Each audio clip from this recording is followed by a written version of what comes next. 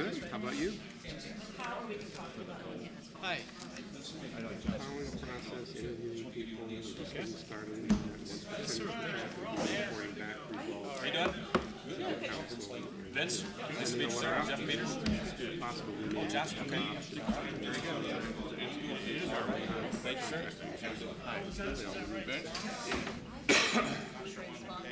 Okay, all right, thank you. Okay, all right, thank you. How long? I mean, they could last. My dear old Cole. It's already there. What's that about? Yeah. I think there was anything on the agenda for them. Yeah, I heard ODOT on the radio. There Mike Maybe on the Zoom. crack ceiling and a mic. Okay, we ready? Zoom code diagnostic. Okay, I was gonna say it looks like a Smith. Okay, it won't work and do the job, I get it. I'm like, who even? You. This is you. Yeah. All right, you ready? Whenever you are. All right, let's do it. Okay, I'd like to call to order the committee meeting, Monday, April 29th, 7 p.m. Laura, will you please call the roll? Peters. Here. Foltz. Here. Soretta. Here. Revolt. Here. Kiesling. Here. Waring. Here. Fonte. Here. 7 present. Thank you. All right, first up, Finance and Property Chairwoman Waring. So tonight I think we're going to have a presentation from Johnson Controls, and they had asked if they could come up last week, and we didn't know we had a lot of questions and stuff, so I think this is a great way for us to really see what they can offer and do, and then we'll ask our questions. Is that good? Yes. Okay. Thank you. Welcome. Thank you. My name is Sheston Wilson. I'm with Johnson Controls. This is Vince Lehman. He is our development engineer. He's actually lives 20 minutes from here, and he's been working with us on this project since I think we started in October. So working with Patrick and the administration. And then this is Zach Thomas, our sales manager. I think you met him at the Walsh meeting. So I want to first thank you for having me here tonight, and thank you for your thoughtful consideration of this project over the last couple council meetings. I've been here and listened to last week's online on YouTube, and I guess I want to walk you through where we've been over the last 6 months. I'm going to try to do it as fast as I can, take you on this 6-month journey in 10 minutes. So if you have any questions during, please just ask so I can clarify things. Next slide. So real quick, high level, who is Johnson Controls? We are a manufacturer of building equipment. We make HVAC, building controls, fire suppression, fire alarms, security systems. Basically, we're a full service provider. We specialize in smart buildings and smart cities. Next. Actually, go back, sorry. We've been in business since 1985. We've been here in Ohio for over 100 years. Right now we have $192 million worth of active guarantees in the state. So we have a vast number of customers that we have worked with, and that's more business than any other company has in the state of Ohio. There's a list of some of our references on the left also. And over the years, these types of projects have generated over 6,000 jobs in the state of Ohio. This is a performance infrastructure program.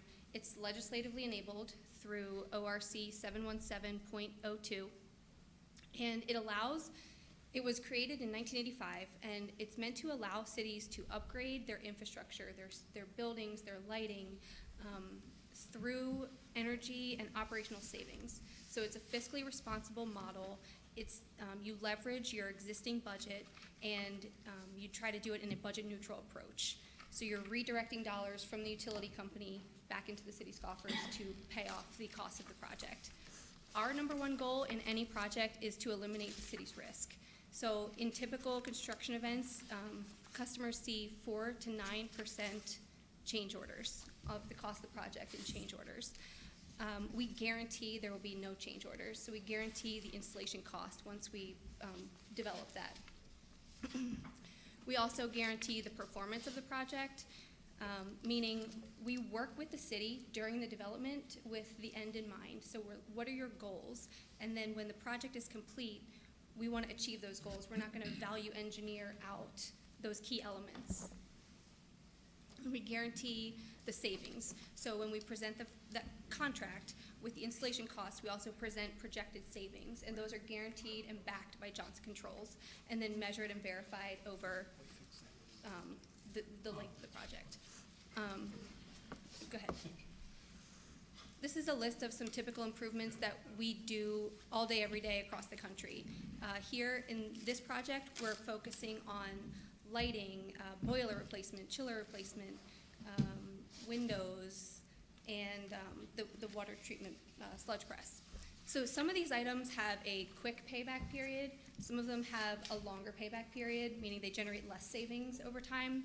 I heard the question asked at one point, can the city self-implement some of this work?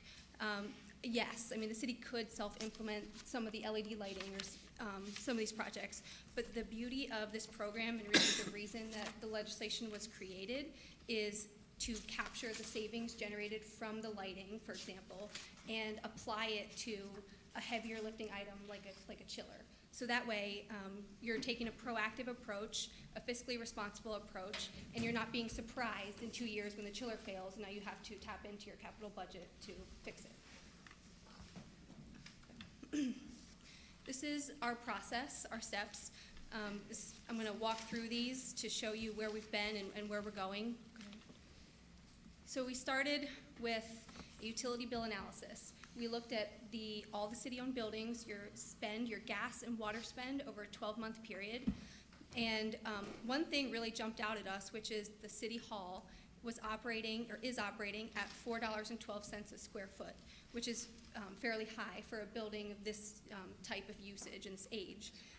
You would typically see it around $1, $1.50.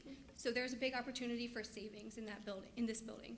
The next step was to actually walk those facilities and see, is there a physical, mechanical pathway to achieve that delta, those savings. We presented to the city opportunities, or to the administration, opportunities at all of these buildings, and the administration decided to focus this project on the city hall, the streetlights, and the water treatment plant. So the next step was to present our findings of the feasibility study, and these are preliminary numbers, okay? This is an is it possible check, and the answer is yes. The general fund project would include upgrades at the city hall, LED lighting, lighting controls, a boiler replacement, a chiller replacement, building management system, window improvements, weather stripping, and completing the conversion of the streetlights to LED. All of those items can generate $1.4 million in savings over a 20-year period, and the estimated cost of the project is $900,000. So when you factor in the cost of financing, it does self-fund, and it actually produces a positive cash flow of about $10,000. On the enterprise side, Vince walked all of the buildings, but do you want to specifically talk about the water treatment plant upgrades? Sure. So on the water treatment side of things, we went out and took a look at the plant, and really the good news for you is you're doing a great job.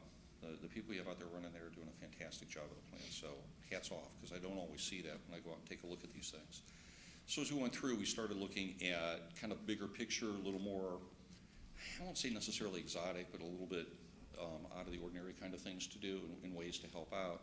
And one of the things that came to light is the way you're transporting and you're dealing with your sludge.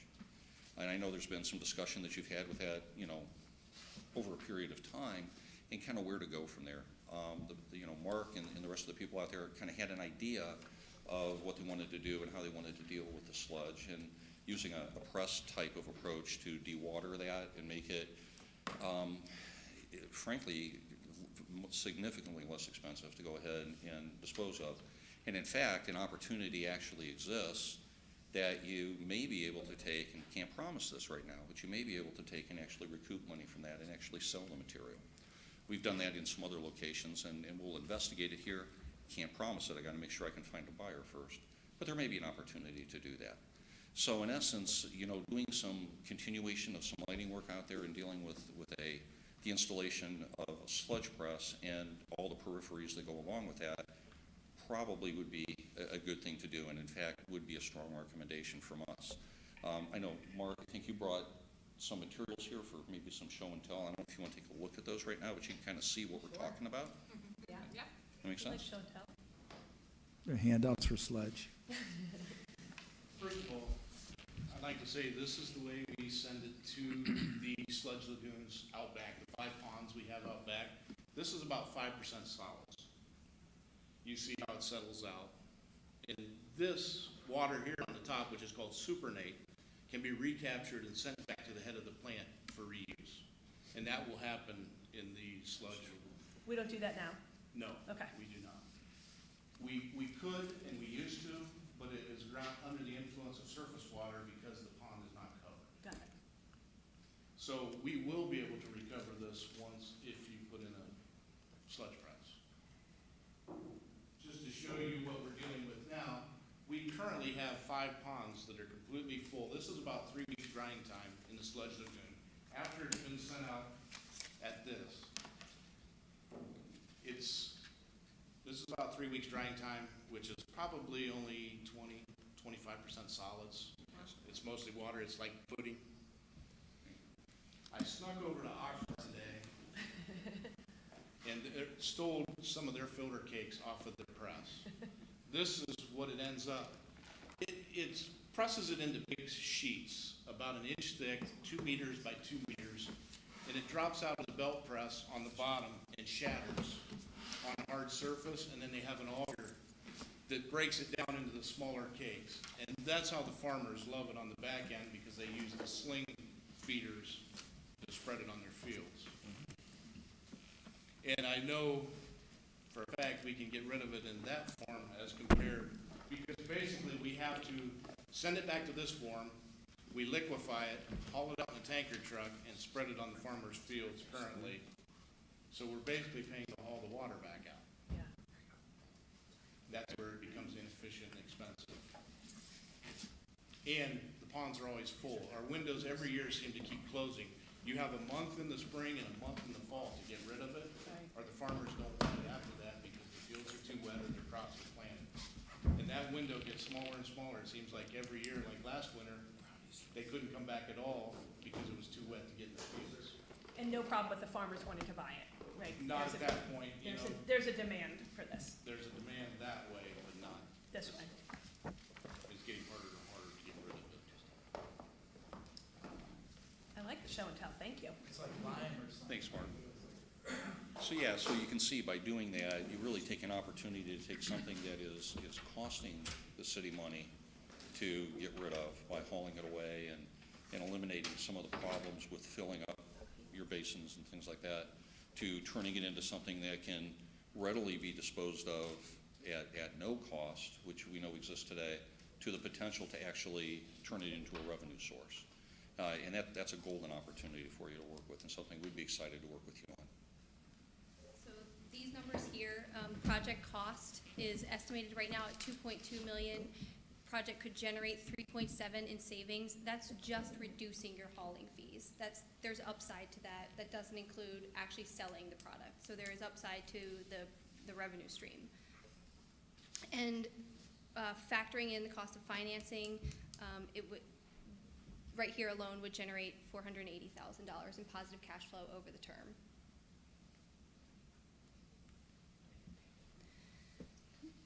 The legislation requires procurement, right? Competitive bidding. There's 2 ways to do that, through an RFQ process or a cooperative purchasing agreement. The administration chose to do a cooperative purchasing agreement, which allows the city to get the very best price across the board on the project. In 2017, this energy services program was nationally bid. They had 61 firms who were part of the selection process. 5 were shortlisted, 3 were selected, and Johnson Controls was number 1. The city of North Canton has been a member of Sourcewell since 2007, and that's your member ID right there. And so this meets the competitive procurement requirements in the legislation. So the next step, go ahead, Laura, is to move into project development. This is where we are today, looking at a project development agreement. It's included in the attachments that you have received, and this is basically our cost to engineer and design the project. We're not in the business of engineering projects. We want to actually manage the installation for you, so we're just showing you this cost up front, but that cost is actually rolled into the total cost of the project, the $3.2 million. So the city's allocating it right now, but it's not actually going to come out of pocket. It's going to be part of that self-funding $3.2 million project. And then at the outcome of the project design and development, it's typically about a 3-month process. So Vince and I would come back to council in August or September timeframe with a final design and a breakdown. We would present to the administration a breakdown of cost and savings and ROI for the items, and then the city has the information to make a informed decision on what scope items they want to include, what makes sense to include in that final project. So there's a lot of flexibility that the city has over the next 3 months in working with us to actually design the final project. And that's what we'll present in September. Go ahead. And finally, we would present the contract. Like I said before, that contract has the guaranteed installation cost, guaranteed savings, and Johnson Controls would manage the installation. We try to use local labor as much as possible, and we bid out the subcontracts to ensure that we get the best price, and we manage those subcontracts throughout the project, the installation, and we are responsible for ensuring that it's complete on time and under budget. And the final step is the measurement and verification, which is once the project is installed, we measure your savings quarterly, and we report those savings to you on an annual basis, and if there are any shortfalls, we pay them on an annual basis. Okay. So I hope that answers some of the questions. I'm sure there's still more questions out there. So I guess I'll open it up. I have a question. Yeah. So like when you look at the scope of the project, it sounds like the biggest cost is the sludge compressor, or whatever you want to call it.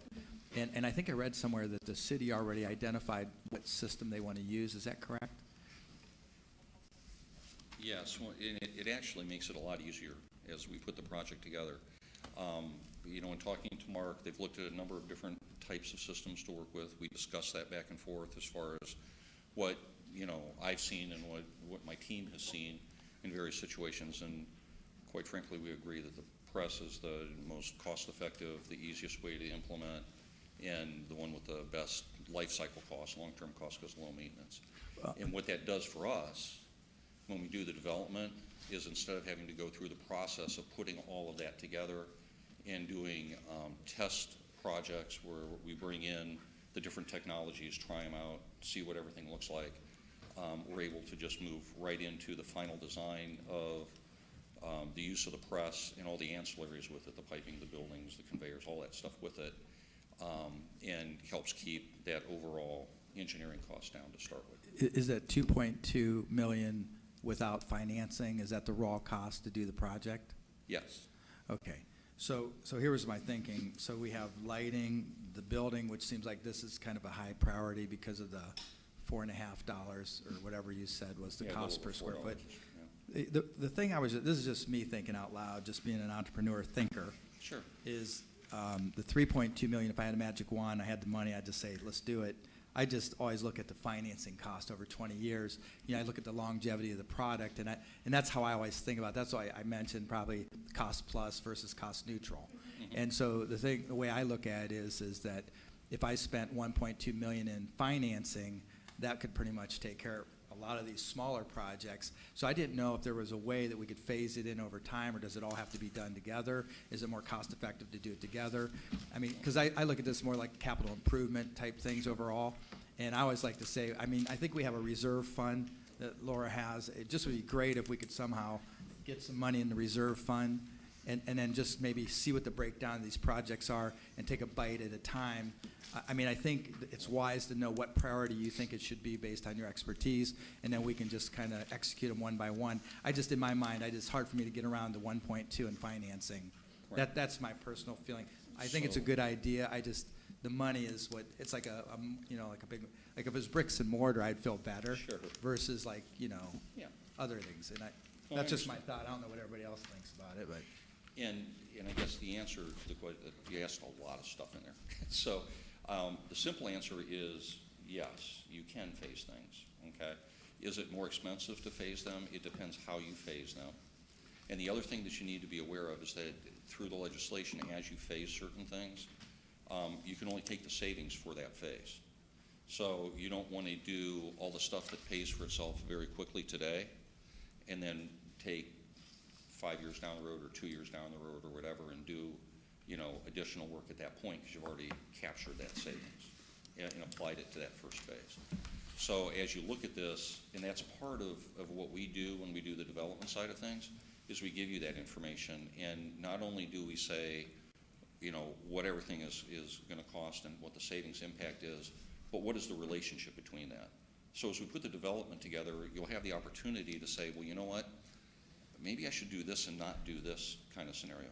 Not only will we say to you, okay, it's going to take this many dollars out of the project, but we'll also say this is the impact that you're going to have on the savings associated with the project and the resulting change in finance, and what does the big picture look like?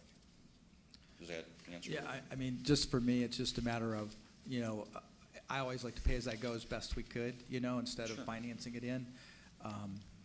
These are things that are capital improvements that should be in the budget anyhow, but they're probably not. Maybe that's something we can do down the road, with the fund that we mentioned. But I would just like to see if we paid for the engineering to get the blueprint to see, so we can prioritize it to figure out the most efficient way to spend the money. Because again, these things might be over the next 3 years or 4 years to do the whole package. Maybe with the sludge plant, maybe the water, we got a few water, a few water lines to replace. Maybe we can delay a couple of those and just pay for it, out of the fund. So those are the things that just go through my mind. I don't know if anybody else has any sense on that. A couple of things I want to make sure you understand as we go through and do this. When we put our engineering fees together, the $96,000 to develop all of this, okay, as I mentioned earlier, excuse me, or as Chestnut mentioned earlier, we do this kind of in a teaming arrangement. So the cost to engineer, since we don't sell engineering studies and that's not where we make our money, it's significantly less than what you're going to see if you go out and you hire a consulting engineer to engineer and design all of this. The reason that we're able to do that is not because we're just nice people, because we got to run a business. But the reason that we do it is the methodology that we use when we put it together. So we do it in a teaming type of arrangement. So we're working with you to set priorities. As we're doing the design, we're working with the contractors that are giving us prices on the equipment and negotiating with them as we put this together. So the drawings that we put together are not 100%, construction drawings with a spec this big and, 70 pages of drawings with it. We do things that are more along the lines of schematic, design development, pre-construction kind of things, and move forward until we get the commitment that this is exactly what the scope is going to look like, and that would come in the September timeframe when we come back to you, and then we do the final engineering piece associated with that to get everything done. So I don't want to leave you with the impression that we're going to come back in August and hand you a set of prints and drawings that you can just take out and bid to somebody, because that's not what we do. So basically, the products that we would be using are from the subsidiary companies. Basically, it's your product line of your other companies would fund everything and supply everything for us, pretty much, and then you just use local contractors to try to sharpen the pencil, so to speak. Yeah, a little bit. A little bit of that. So what will happen with it is, as far as the manufacturers and the suppliers, we will work with them and through our purchasing arrangements, because we put in thousands of these around the country, and millions of lights and things like that. We can get that purchase price down a little bit as we go. We can also go through and work with the contractors, and as they do this, we said there's no change orders, and the reason there's no change orders is because of all the communication that goes on. Everyone clearly understands what's going on. That does two things. It eliminates the change orders, but it also goes through and it lowers the overall price for the installation of things, because now, as a contractor is looking at this, they're not saying, well, I think he meant this, so I'm going to put this in and then I'm going to throw a 25% contingency on top of that because I'm not 100% sure. Well, when they do that, you never see that contingency. When we go through and do this, we're able to do it without getting that into the deal. So it's kind of a mixture of all of that. So the 20% contingency I saw in the agreement is a preliminary thing that Yes. that just says until we sharpen our pencil and figure out who's on first, basically, Exactly. and then you can get the 20% down to 3%, 5%. To zero. Zero's better. Yeah, that's what we'll end up doing. Okay, with it. those are basically my questions. I don't know if that opens up any ideas for the rest of you. Thank you. Right. That's basically answers what I need to know. I had a follow-up real quick. So what you're saying here, and the large expenditure here obviously is the sludge press. So we have money coming out of the enterprise fund, which is the water fund, obviously, $66,780, I think, or near that, is going towards these project costs to pay you. You're saying if that sludge press costs $2.2 million to install, stop me when I'm wrong, or if I'm misunderstanding something, we don't have any more engineering into this other than what you have identified as which sludge press to use? That's correct. The Yes. two- Okay, so, The 2.2 million would cover the engineering costs, that 66,000, it covers any costs associated with M&B, with final design, with everything. That is- Okay. Yeah. so if we went out and just hired a consulting engineer ourselves, they would charge us, obviously, to design this sludge press and whatever other fees. I don't know what the going rate is, but I think that's something we need to The going rate look is, at to compare apples and apples. Excuse me? At least 10%, so you're looking at $220,000 then. yes. Well, don't forget the 60, well, I guess then you have the 90 for the other, but it's the combined, and there's no guarantee. Yeah, I just want to make sure, I'm trying to evaluate this in a way, if they're not involved, how do we show to our taxpayers that this is a Right. cost savings to us, for us to vote for this? And then the other question I have is your facility improvement measures. Who comes up with that? Is that your scale of measurement, or is it something we sit down with our administrative people and decide how this works? You know, So, what do you mean by the facility well, improvement? it's right here in the proposal. So the list of specific items, what you see in front of you is a list of items that on a preliminary walkthrough, we saw as opportunities. As we move into the next phase of this, then we work with your administrative team, and we jointly put that together. So we'll make recommendations, and we'll say this is what we see and what we think is a need from our perspective. We'll take information from your administrative team to say, you know, here's something that we've been wanting to do that we haven't done, that we didn't see, because quite frankly, you live in the buildings every day. We see them in a window of time, so we need that interaction. And then the administrative team, along with your assistants, would then prioritize two things. One, you know, I guess what needs to be done and what is included in the project, and kind of how we put the mix of everything together. So it's a joint effort between the both of us. And if those fall short of our expectations with you, designing this with us, what happens then? Then if it falls short from a perspective of performance, like operation, then, for example, we go through and we mentioned a chiller. I size a chiller, and the chiller needs to be increased by 20% in size. I have to replace it with a chiller 20% larger at no cost to you. That's what I mean by no change orders, period. And that applies to everything I'm doing, lighting levels, everything. The second part is a performance guarantee from the savings perspective. So I say to you that you're going to save $20,000 a year, and you save $15,000 a year. I'm required to write you a check for the $5,000 difference. Okay, and that's gonna be spelled out in legalese or contract is. language that we're gonna vote on this fall, That's correct. basically. Yeah. Am I We have a understanding that right? contract that will stipulate all of that.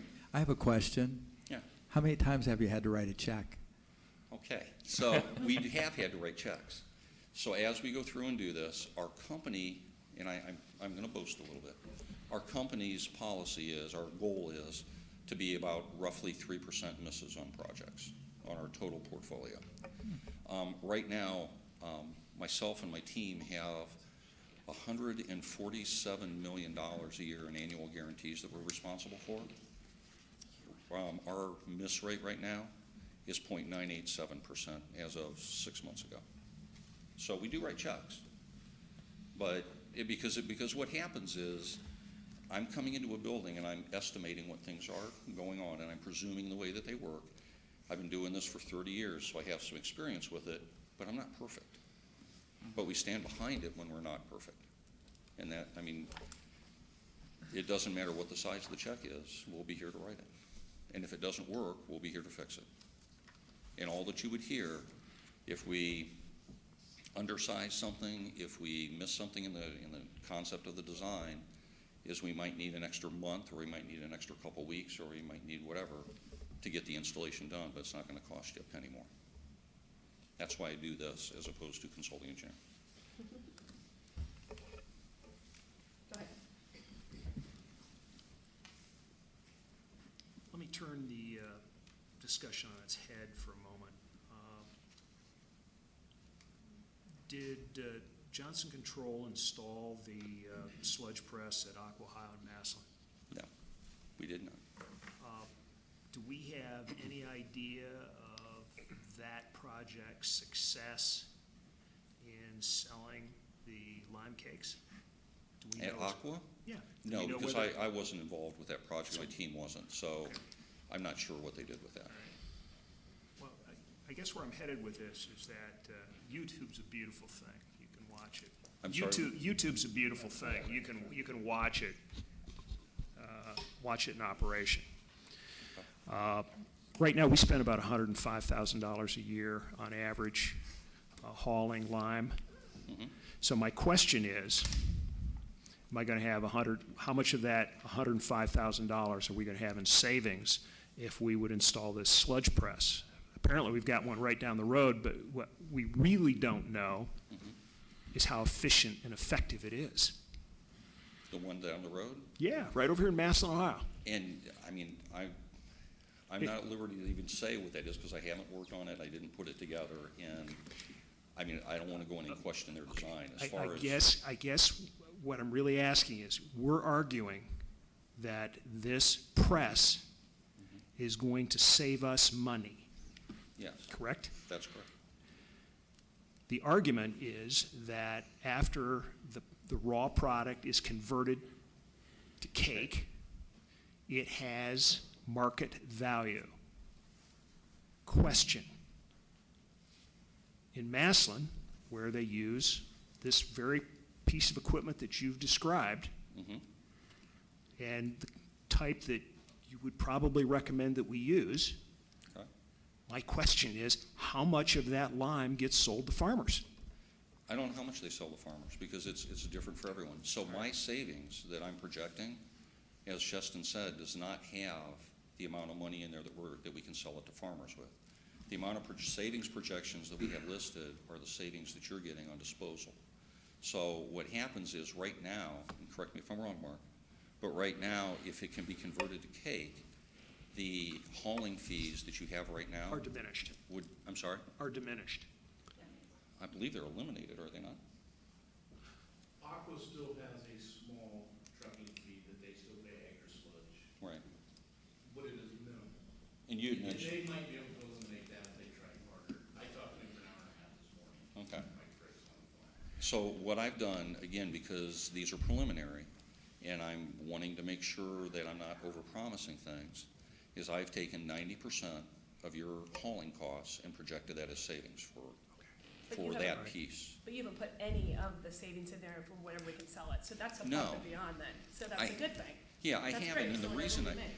I haven't, and the reason that I haven't is because that's very market dependent. Right. So I don't want to promise you today that I can sell that sludge until I have a buyer, and I'm not going to shop a buyer until I know that I have a product to sell.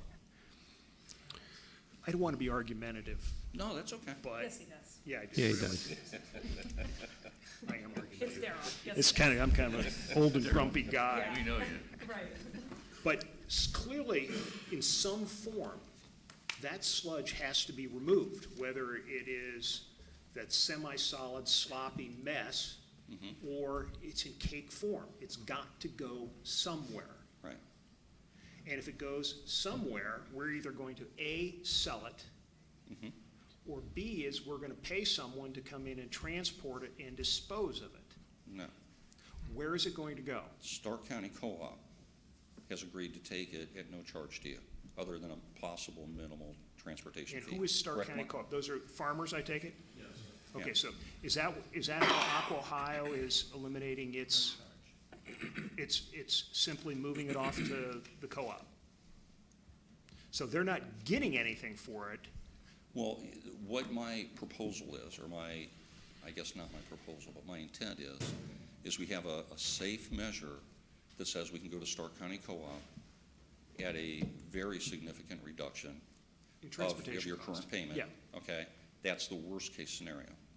The best case scenario is then I market it to sell it, and if I am successful in marketing to sell it, then you have the upside of a revenue generation with it. But at this stage of the game, I'm not guaranteeing that revenue generation because I don't know that it exists, to your point. All right. So that's We really don't know. And my guess is that if somebody's getting it for free, why pay? Well, you don't go to the same person. But you're right. And that's why, at this point, I'm not saying that there is extra savings associated with it. I'm saying there's the potential for it because I've done stuff like that in the past. But I don't have a buyer today, so I can't project that today. That would be irresponsible. My thinking is if it's supply and demand, so if Aqua's doing it and we're doing it, it's not going to be very valuable. So it's basically a wash if they just take it off our hands and save us money. If we get money, like if we sell it to Scott's or something, of course, then you can make a few bucks. And what you do is like you market it to other co-ops besides the Stark County Co-op and attempt to see if they will pay for it. And if they will, then that's awesome. But at the end of the day, if not, you're still eliminating that money that you're spending today to move the wet material. And that's what everything is predicated on at this point. Is who's hauling, who pays for the hauling from Aqua? Does Aqua pay for the hauling to the co-op, or does the co-op eating that cost? Again, I can't answer that. Maybe Mark can. Because they have one of these. Yeah, but why does it matter with their presentation? Why? Because I think they had indicated that they were inclined to use the MW Watermark But product. wouldn't Mark know about this? I mean, Mark has investigated this. This has been for 6 months. We've been talking about this. Well, So I'm assuming that Mark has also talked to Aqua, and we know these things. Who I don't pays, know who why we're pays for the talking about that. transportation? Mark, do you know that answer? Anchor Sludge is charging them a small fee to transfer it to Okay. He's already said Stark it. County at this point. Okay. Just because they said it's easier and they want to get rid of it at this point. Well, as it relates to trucking, so you're looking at, as we presently process the sludge, we put it out into lagoons with the hope that it dehydrates to some extent. But that's only a very limited amount, as we've seen. So it just stands to reason that the amount that you're transporting, if we could produce it into cake form, you're reducing, taking the water completely out of it, and the water is 90% of it. So all the trucks that you need to transport the stuff that exists today will be eliminated because you'll be putting it in a cake form. But more importantly, are the types of trucks that can take it. Because right now, the transports that haul the liquid, we are facing a national trucking shortage because those types of trucks are being used in the fracking industry, and there just aren't available. And we're seeing this in the bids that we're opening up, that a lot of the supplies that we get come in, they're buying it from the same place. The prices are about the same. It's the cost of truck. So this, in a powdered cake form, opens you up to all kinds of different types of trucks that could come in and pick that up and transport, if you had to transport it. So, and if you did have to transport it, you're doing 90% less because it's in a cake powder form. So there's a number of variables that are at play. And did I hear you correctly when you said that the legislature in Columbus that created this program that allows for municipalities to do this, that they competitively bid this out, and approximately 61 companies, not just from Ohio, I imagine, they're from national firms, have come in and based on those specs, put in their information, and of those, you were narrowed to a finalist list of five, and of the five, 3 were selected, and yours was the number 1 bid. Correct. Of all the 61. So it would stand to reason that, anybody else that we would be dealing with is going to be at a higher number because they weren't the lowest number already. Correct. And at the end of the day, if I project that taking the sludge is going to save you X number of dollars, the way our contracts are written and the way the guarantee is written, if it doesn't save you that, then it's my responsibility and my company's responsibility to make up that difference. Vince, real quick, on the water sludge situation, have you guys had some experience with those? Is that like new to the portfolio, or you guys done a few of these projects? No, we've done them all across the country. The sludge plants? Mm-hmm. Okay. I can send you a YouTube video. That'd be great. Okay, Yeah, send that'd be it great. to the president. Because we can't Google it, but you Yeah. send it. Go ahead. I have Let's Google. Marks, do you have a question? I have one follow-up question, and I'm looking at your contract on page 6. You've got Clause 18 deals with dispute resolutions and indicates that go to arbitration. Who pays for the arbitration? I'm sorry, what was Who that? pays for the arbitration? You're using a JAMS Incorporated, which is a dispute resolution company. This is the method of resolving a dispute, just in case we can't agree on the savings. Who pays for the cost? Well, I'm going to tell you that I'm an engineer, so I'm not the lawyer. All right, well, we can get that by Yeah, you can email. get that later. You know that answer? Yeah, Sorry. The question again was who pays for the dispute before the savings? Arbitration. okay, if it goes to arbitration, that is the method prescribed in the contract for dispute resolution. Assuming that we can't agree on savings, we go to arbitration. The clause requires that we use JAMS Incorporated. Yeah. So, Pays for it. okay, so, again, I will make sure to get this answer. You don't know. That's okay. I don't know what the answer is. I could answer it right now, but I know somebody else will have a better one. This is Eric Bolander, who's actually our lawyer that takes care of this. Normally in situations though, my understanding, a lot of this is actually negotiated, or at least talked from a lawyer standpoint, so that our goal is never to get to arbitration. How many arbitrations have you been to? Have I been to directly or? No, from just the company? a year. How many do you go to in a year with this? Yeah, across the country, I don't know that exact number. But again, like Vince mentioned earlier, we're not perfect. The goal is, we have our reputation to stand by, and our goal is to be long-term. Yeah. So realistically, some of our best customers are individuals in which we actually made a mistake on the actual saving calculations, came back, rectified those, and actually then made additional improvements so that those quote-unquote savings will then actually be reached the following year. So again, that's a lot of it is, like Vince mentioned, a lawyer contract talk, but our goal at the end of the day is to make sure that doesn't happen to arbitration. I will definitely get that information for you and send you email back. Okay. Sorry to put you on the spot. No problem, no problem. Just curious. Okay. It doesn't happen a lot, though. You know, you're on the record. If it I'm glad you didn't make it up. Yeah, can't make it up. If it happens a lot, I can tell you this, if it happens a lot on my jobs, I end up working at McDonald's and saying, do you want fries with that? Right, I would assume. With ketchup. A couple of things. I do find you guys being very valuable service to the right project. And I want to commend the administration for thinking out of the box. Okay. But what I question more, not you folks, but the strategy of what we're going through here and where we're headed down the road here with this here. Because we're going to go into debt with this. This is a debt type of thing. And none of these things on this list need done right now. There's not a thing on here that needs done, it can't be done over time.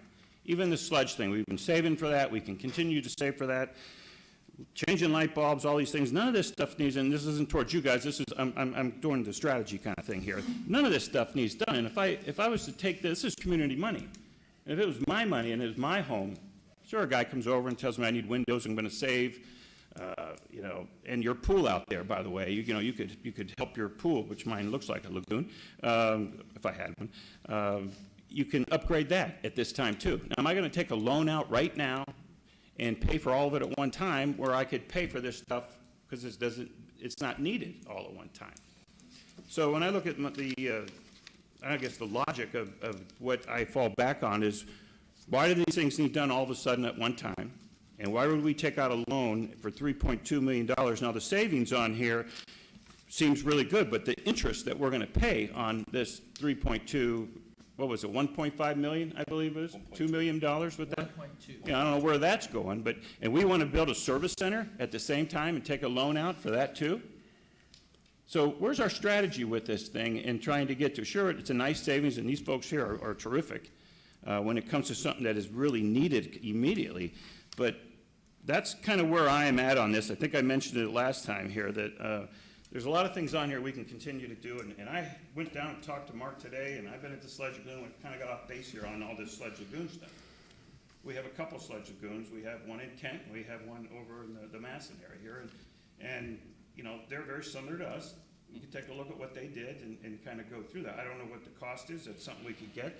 And there's an area there which might be a high dollar volume thing that we could probably use your services, in my opinion, down the road here. But some of these other stuff here, like windows, a boiler, or chiller, we've been doing that for how many years? Why are we changing all of a sudden to need someone to tell us, again, no offense here in any way, need someone to tell us or go out and look and see what other municipalities do this and what their problems are and where should we go with this. So I know it's a different strategy, and I know we've got some good folks here that can handle that, but in my opinion, that's just too much to put on the community money here going forward with this kind of strategy. One thing that I didn't mention is in the legislation, the debt does not impact the city's net indebtedness. It doesn't impact your ability to borrow. Because the legislation was created because they know that the savings are going to be there to pay it back. So it doesn't go against your ability to borrow. So that's where the net neutral concept is, like a dollar spent. Like basically in the long run, we're making things more efficient, but like what Mark was saying, kind of where I was identifying with what he said, is as a 20-year span at 3.8% amortized over 20, that's 1.2.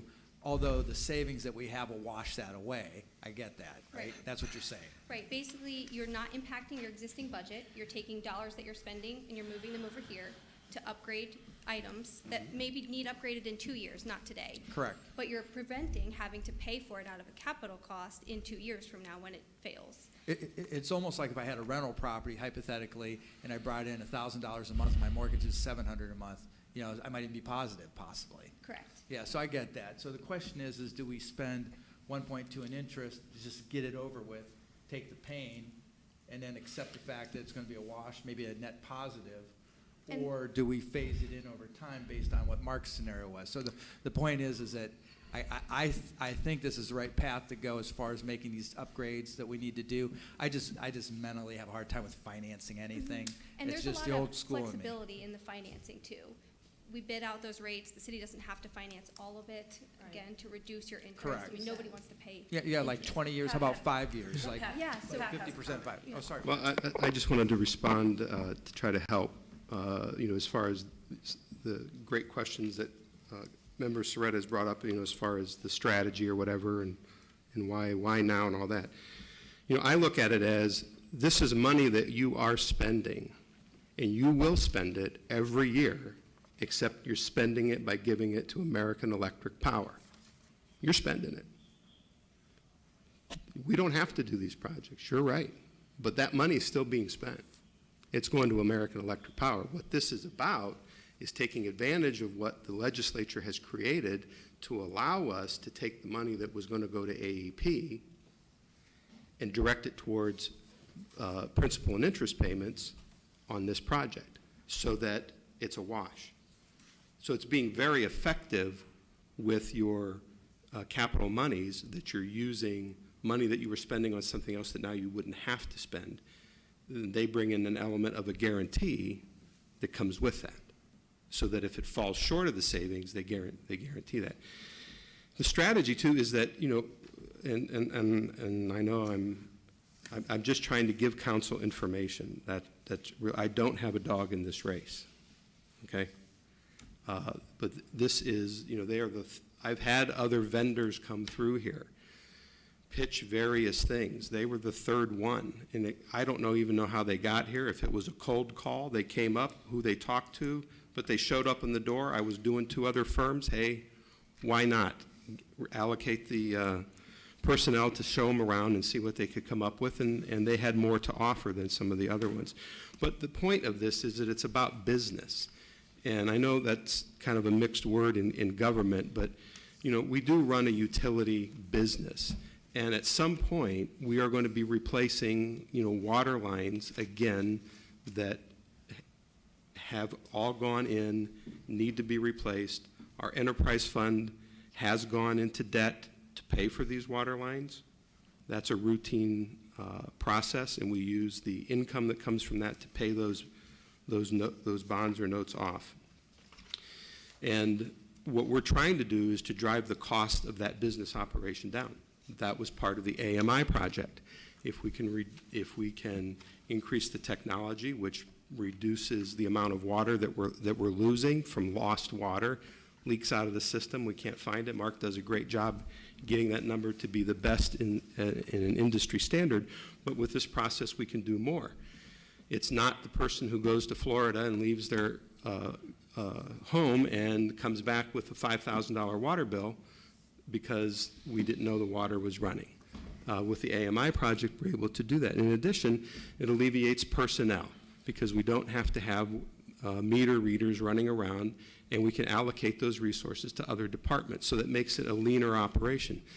This sludge lagoon would do the same thing. Yep, we don't have to do it, but we would continue to pay in excess of $100,000. We are bidding this contract out again this year, and it would stand to reason that it's not going to come in less, but we're going to continue to spend 6 figures a year on this, and at some point, we're going to have 6-figure, 7-figure water line deals that we're going to have to do. And I mean, this is what Canton has gone through, where, a lot of the water lines that they put in as they built out their city, you have to come back and address those because they just reach a certain age and they fail. So the idea was to try to bring down the costs of our of running that business enterprise, so to speak. That also then relieves water customers of having to pay for those higher costs through a higher rate. The more that we can do in that regards, the better. In respect to borrowing the money in another way, saying we don't use this program that was competitively bid out and we just go about our own way and try to borrow the money, it'd be my understanding that in that process that would be a debt that would be a cost on our balance sheet, because it's not using this particular program that's been sanctioned by the state, where the state's saying that's not supposed to affect your balance sheet. Hey, Pat, so like if you had $1 million in the bank and we didn't need it because it's a CD or it's just part of our asset allocation, couldn't we borrow against our own assets and self-fund the project at a much lower interest rate so we can still get the job done and pay maybe $500,000 or $300,000 in interest? That way there, we can use that savings to get more done quicker and have less debt. That's how I would do it. Yeah, that's really a question for the Director of Finance. I'm not going to step into that realm, and when she wants to address that, she can do that. But I wanted to go on to say that, I've been here a long time too. I used to serve on the other side of that aisle, and I was a person that, even though I had a penchant to try to save and everything too, the bottom line is the money gets spent. Show me where we're able to save up this money. Show me that we're able to put this money away today, and the 7 of you are all very responsible individuals and fiscally conservative, and I commend that. And you can put money away and set it aside, but you know what? Someday you won't be here. Someday it'll be somebody else, and there'll be that rainy day fund, and then it'll get raided and spent on something else. I've seen that movie. It happened. We used to have a rainy day fund, $25 million back in the day when the Hoover Company was way in its prime.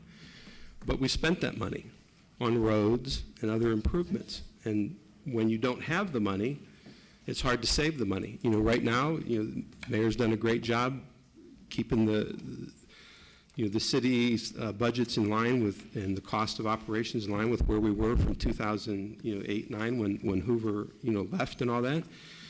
But what if we have another downturn in the economy and our income tax take goes down? We might not be able to save money. It's the same in your house.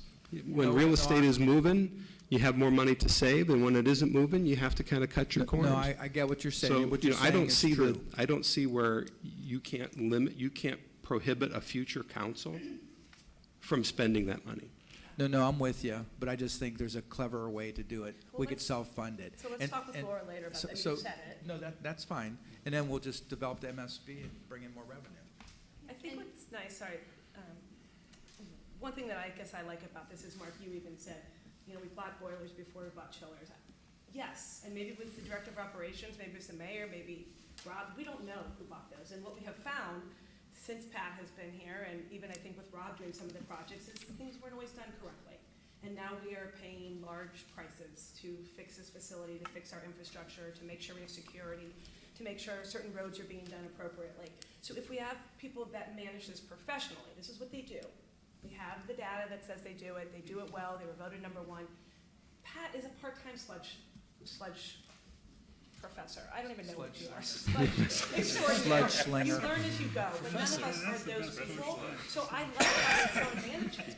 I mean, you're right, we could probably have someone do it, just like a contractor. You could go build your own house and you don't have to sub it out, or you can sub it out and you can be the contractor. It's a lot of money. There's no guarantees. There are change order fees all the time. You can't predict weather. There's too many different exponentials that you can't control, where they control that and then they're gonna write us a check. So I guess that's what I like, is somebody professional that knows what they're doing managing their projects. I agree. And to Dominic's point, and he brings up a good point, if it's feasible to kind of do that. I agree. But the other part of that is the interest rate risk. So when we talk about saving for that rainy day, and let's say, this boiler that's in this building is 50 years old, and at some point it goes. And if we have or haven't saved, and we have to finance at some point, what happens? What's the effect on the amount that you're borrowing if interest rates are higher? I mean, interest rates have been going up since 2015. And I love his point. If Well- there's a road that doesn't need done and we can pay for that, I mean, that may make sense. I was saying, like, what we were talking about sidebar here was the water fund. We spent $1 million, $2 million in a water fund. And that's why I asked, they're working on a 5-year plan, so I just wanted to see, what is critical that needs to be done. Can we delay a project for a year? Because there's always those emergency breaks, right?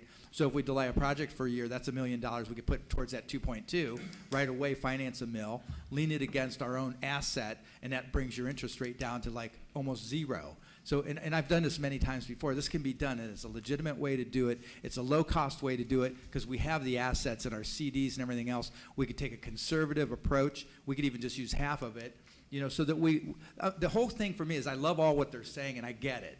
I'm all for it. I'm just not for financing it at 1.2, even though it's a net neutral. And there, Sorry. Can I ask a question? Best case scenario in a perfect world, we could pay cash for this.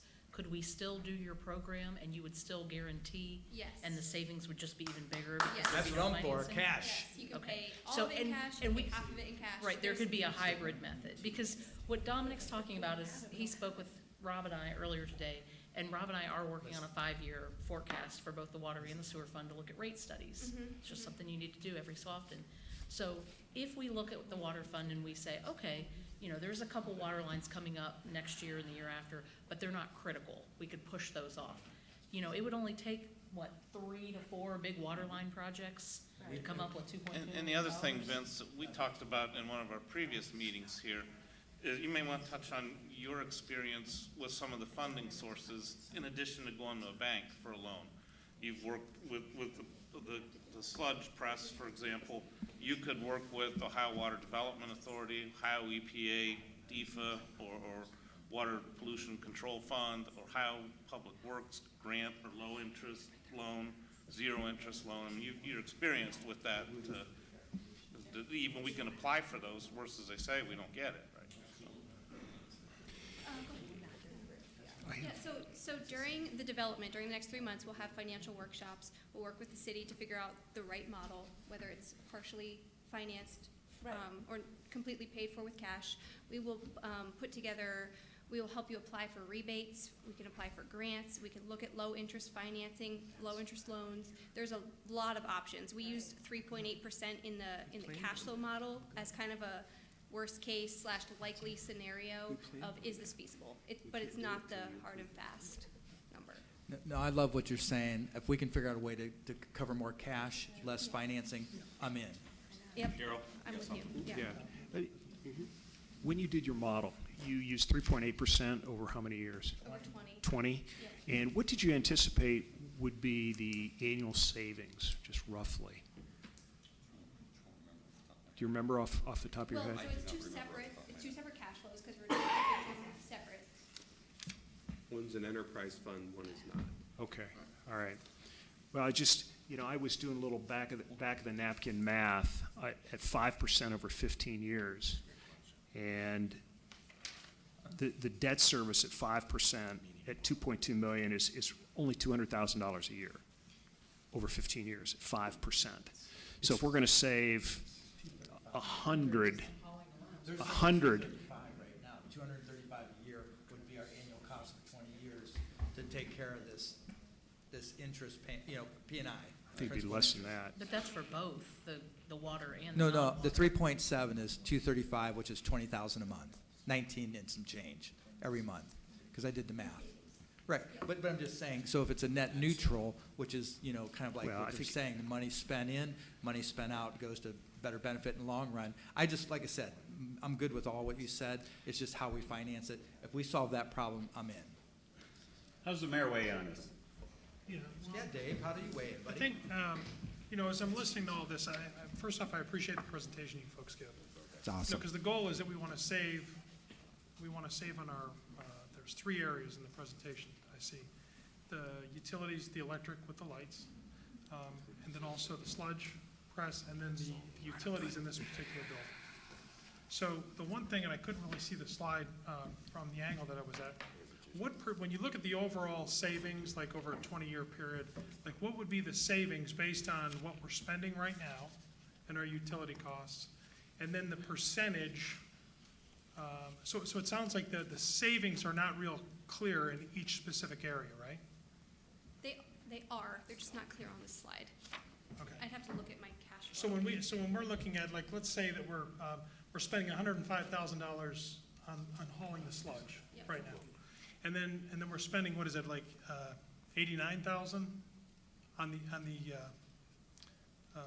is that the electric? It was 89? Go back. Oh, Excuse me. That's street lighting. So City Hall is we're, right now, we're spending 61,000 on City Hall, and the street lighting, we're spending 89,000. And the water treatment plant, what does that say there, 264, one- if you're in that red box. Okay. Electric is Now, that's an annual cost there? It's your annual utility cost at the City Hall building, $61,000 in gas and electric. Your annual cost of street lighting and electric is $89,000. The savings for the street lighting is estimated at $16,000, from almost $17,000 annually. The annual utility cost on the water treatment plant is $264,000. Your savings estimated at the water treatment plant is $140,000. Right. So annually, under this program annually, what are we gonna save as far as City Hall? And then what are we going to save as far as the street lighting annually? And what are we gonna save as far as the water treatment plant sludge annually? Now, Final call, go ahead, what? I'll say to bear in mind that these are estimates. No, okay, right, I now. understand. So what you're looking at is you're looking at roughly around 20% savings, In okay? each category? No, just in general, like at the city hall. So you're saving about 15,000 in electric, roughly, for the city hall. You're saving roughly 17,000 annually for the lighting in electric. Did you say Giving- 17,000 in? The street lighting. 17,000 in lighting, Yeah, so you're looking at somewhere around 32,000 electric overall between those two. okay.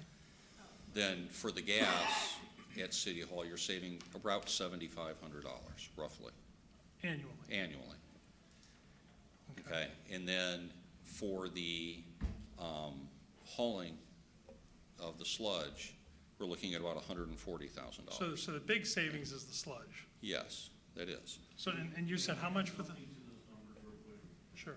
The only reason it's been 105 the last few years is because I can't get them there and clean it out. I'm full to the gills most of the time. I'm juggling. They can only get 2 pits cleaned out a year. It takes 3 months to fill a pit. It's $12.10 a yard to haul it out of there. There's 4,500 yards in a pit.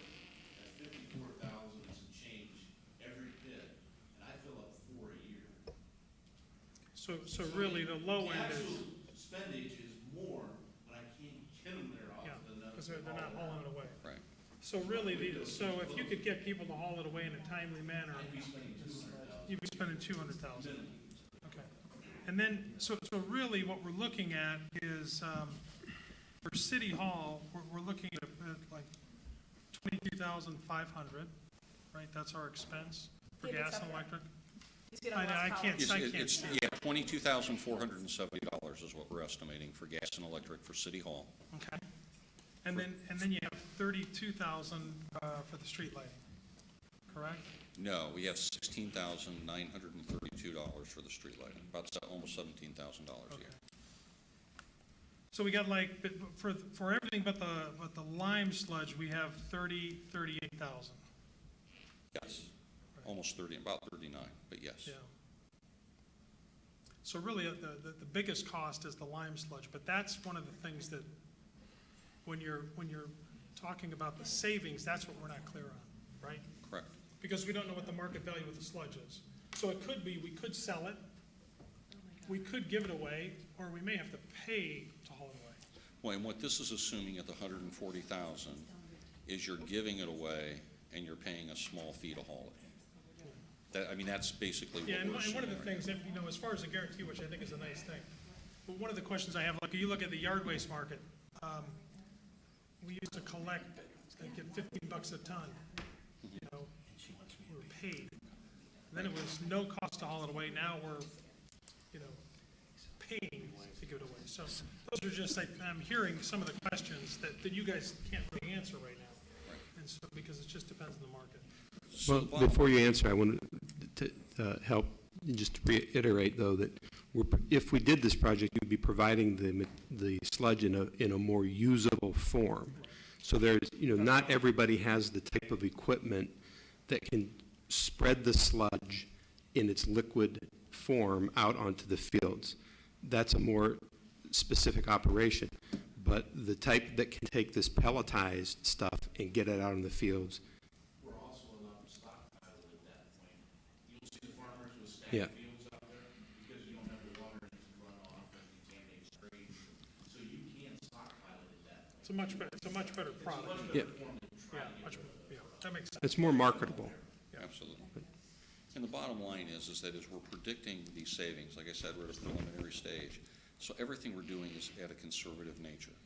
Typically, when I come in and I project things like this, I'm projecting them at the, I guess, the worst case scenario. Typically, I come in at or above when I come to the finals on what the savings are. So what you're looking at right now should be a worst case scenario on the savings. Okay, that answers my question, thank you. Thank you. Anything else, council? One thing, final thing I want to say too, as Vince mentioned, these are very conservative. So even with the financing, that is conservative as well, assuming that the current rates are what they are. The good thing about this project is that because there's a company like a Johnson Controls, even though we're local, we have the backing of a $40 billion company, the savings that we generate are pretty true, you can pretty much attain them, which means that this debt is loved by different lenders. We're not a bank, but a lot of lenders like it because they consider it to be self-liquidating debt. So realistically, what you're going to transpire is you'll have a interest rate, and then doing a project like this will give you a lower interest rate, okay? But again, like Mint said, we're trying to be very, very conservative. We're looking more at the 1.2 at almost 4% interest rate at current rates today. So realistically, if this thing comes out after our development, it might actually be, instead of 20 years, it could be 17 years. Is that a fixed rate? I'm sorry? Fixed rate, amortized over whatever the term? It would be a fixed rate, correct. And we have a structural finance team that will work together with Laura and everybody else to make sure that the best way, as you said, Mr. Fontaine, will be obtained. Thank you. I got all the information I need. Mr. Soretta, is that better? Better. It's not about what you guys are doing, it's a strategy of what we're taking. So I don't want you to be offended in any way by the comments that I think that the way we should be going about this thing.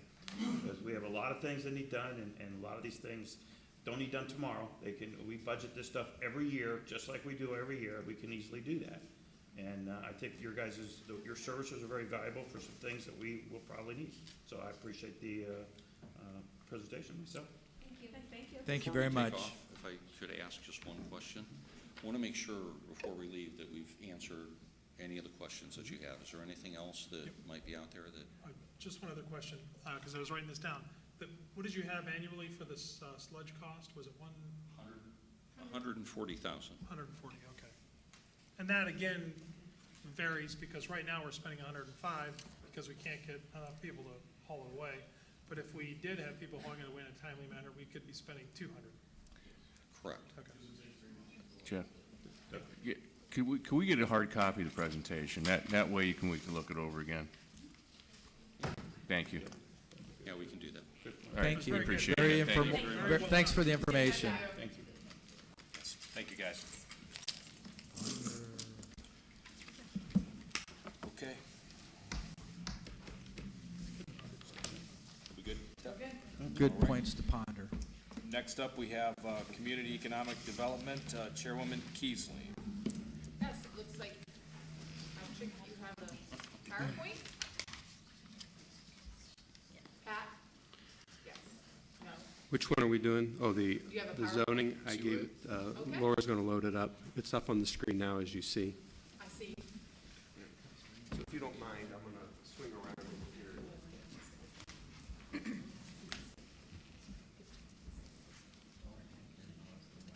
Okay, so this was a matter that went to the Planning Commission, as you recall. Just as a backdrop, there is a homeowner in the Howard-Whitworth neighborhoods that would like to sell their house, and they would love to sell it so that somebody could live in it.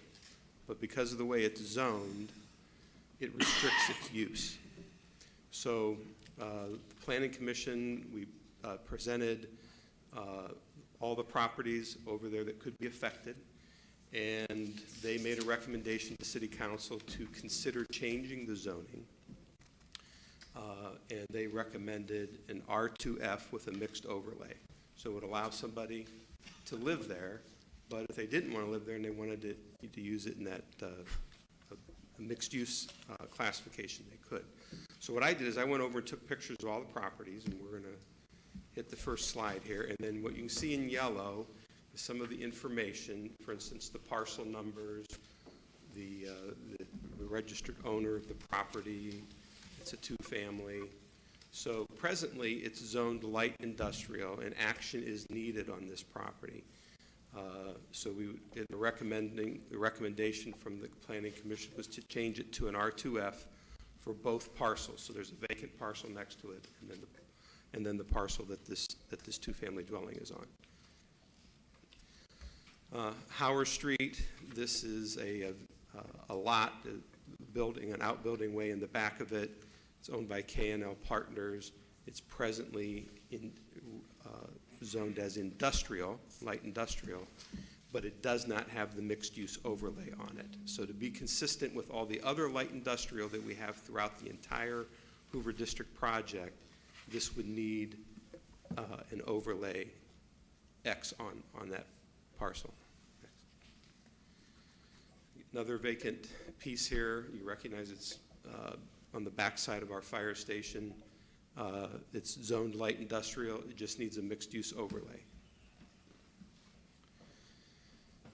This one on 362 Howard. It is action needed is a mixed-use overlay and changed to an R2F.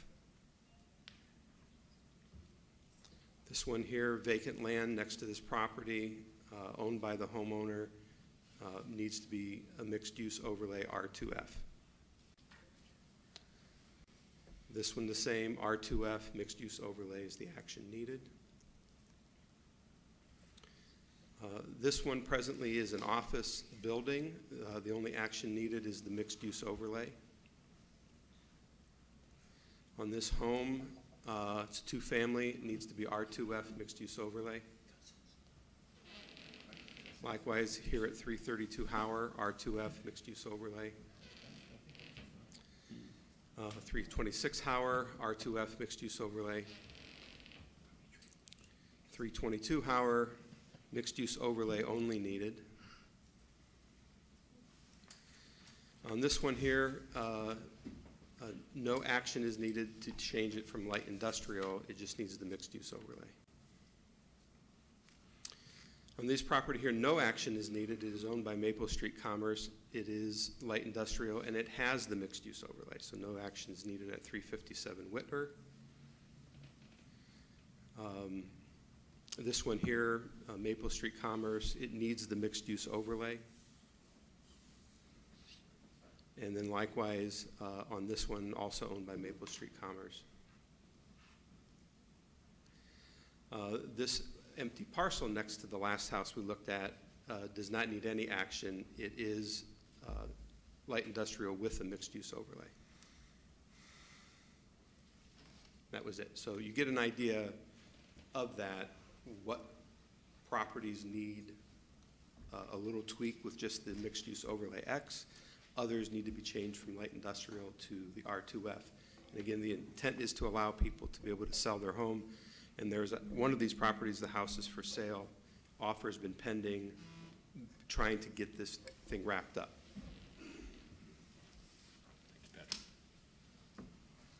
You may have any questions? Very good. That was good. It's something we spoke about, when the company left and people started moving into the building, that homes around it were going to be seriously affected and they may want to leave. And this would be the best way for them to do that. And the purpose of this tonight was just to give you the information, give you the visuals so that you could see that, because you still have a public hearing that you have to do on May 13th. But I didn't want you to go into the public meeting and not have an understanding of kind of what was behind it. So. Yeah, that was great. Any questions? We can put it on the agenda to give it its first reading May 13th. Or is that a committee meeting? No, that's council. We have the public hearing then at 6:30? Right. And could I ask a question? I think what came out of planning, there were some things that didn't need to be added to the list.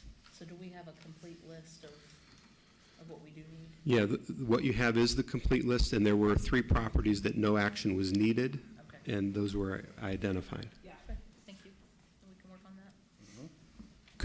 Could we have a map attached to the legislation as part of the record? Well, I could say that, we identify these properties by their parcel number. I think that would probably be more accurate, because I can't attest to the accuracy of the map.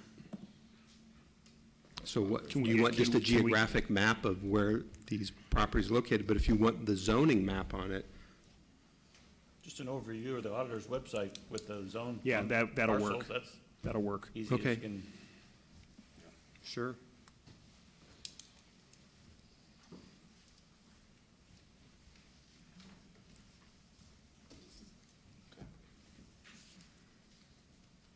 Okay, I think that's good on that. Okay, next up is the recommendation that we change the word of public hearing to adjudication hearing for our planning commission, and the next one is for our zoning board of appeals. Anybody, I think we've been doing this for probably a year and a half, if not 2 years, having people sworn in, making sure that they're giving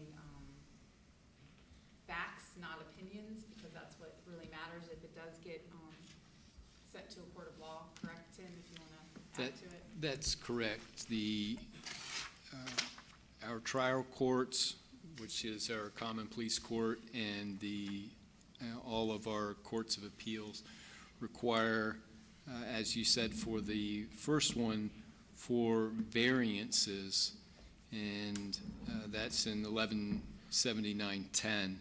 We're simply replacing public hearing with adjudication hearing and making clear what that means. Essentially, the courts state that variances, and as in the second one, conditional use permits are valuable property rights, and they're very distinctive. They're much different than changing zoning, like here where you're talking about quite a number of parcels.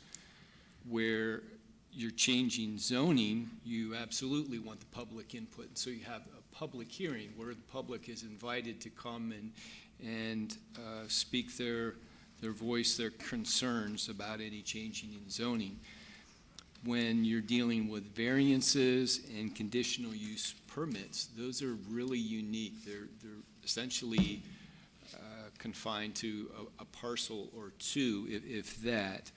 And the courts have said that to change those valuable property rights, that it requires that a adjudication hearing be held for conditional use permits and for variances. And those are situations where witnesses are sworn in. They're subject to cross-examination, and documents are authenticated, so that should the court receive an appeal from the award or denial of a conditional use or a variance, the court has a clean record from which to view that, to give its opinion of whether or not the decision of the zoning board of appeals or the planning commission, whether its decision was based on sound evidence. The third one is tied in there as well, and it simply clarifies the way that this was codified. When you look at in our ordinances, it appears as though council takes a recommendation from the planning commission for a conditional use and a similar use, when indeed it's only for a similar use, because a similar use is a change in zoning, where you would want a public hearing. And so we wanted to clarify both in the title, where it just simply says action by council. We wanted to be clear that it's action by council for a similar use recommendation. And the second item is in that 117710, there's paragraph B1, where it states where if council confirms a recommendation of the planning commission, it simply requires a majority vote. But if council rejects a recommendation of the planning commission, it shall not be overruled by not less than 6 votes. And we've not been following that. It hasn't been an issue because it hasn't been that close. We've not been following that, but it's been recommended for change because in our charter, in section 2.05 legislative procedure, it states that, let me make sure I get this right. It's 1, 2, 3, 4, the first sentence of the 5th paragraph of 2.05. An affirmative vote of at least 4 members of council shall be required for the enactment of every resolution or ordinance unless a larger number be required by the provisions of this charter. Now, the charter only requires the 6 members of council for emergency action. Nowhere in our charter does it mention overriding a recommendation from the planning commission. And since our charter doesn't address it, then this ordinance that requires the 6 votes to overrule the planning commission is in conflict. And so the charter would take the lead on that. And so my recommendation is simply to remove that section with B1 and 2. It simply is a simple majority to overrule or to accept a planning commission recommendation. Okay, awesome. Go ahead, Darrell. Tim, you and I swapped some email today on this. I think we also need to look at 118108 zoning amendments, which also establishes if the planning commission rejects a proposed amendment, five council votes are needed to pass it. Correct. So we should probably revisit that one as well to bring it in alignment with. Indeed, and it's very timely that you mentioned that, because our good friends in the building department at Safe Built were challenged to look through our planning and zoning ordinances, and for it to put together any amendments that it thinks are necessary. And one of those, it kind of runs through because we changed the name of an important official in the building department from the superintendent of permits and economic development is now the chief building officer. So that's quite a number of changes, but there are some substantive ones that it has recommended and provided to the administration and to my office, approximately 50 changes that are, most of them are just very minor, but some are more specific in addressing which building codes that we adopt. And so over the next few months, we'll see quite a few of these.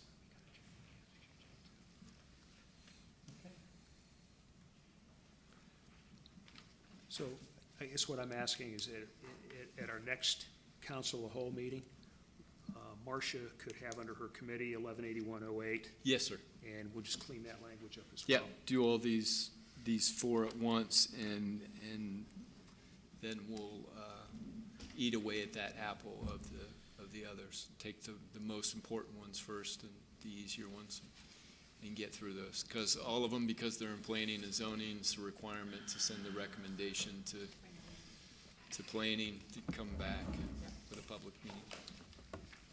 Okay, So are we we'll- okay if we put it on the agenda? Okay. And last on my committee is the proposal for the Economic Development Zoning Code Diagnostic and Potential Rewrite.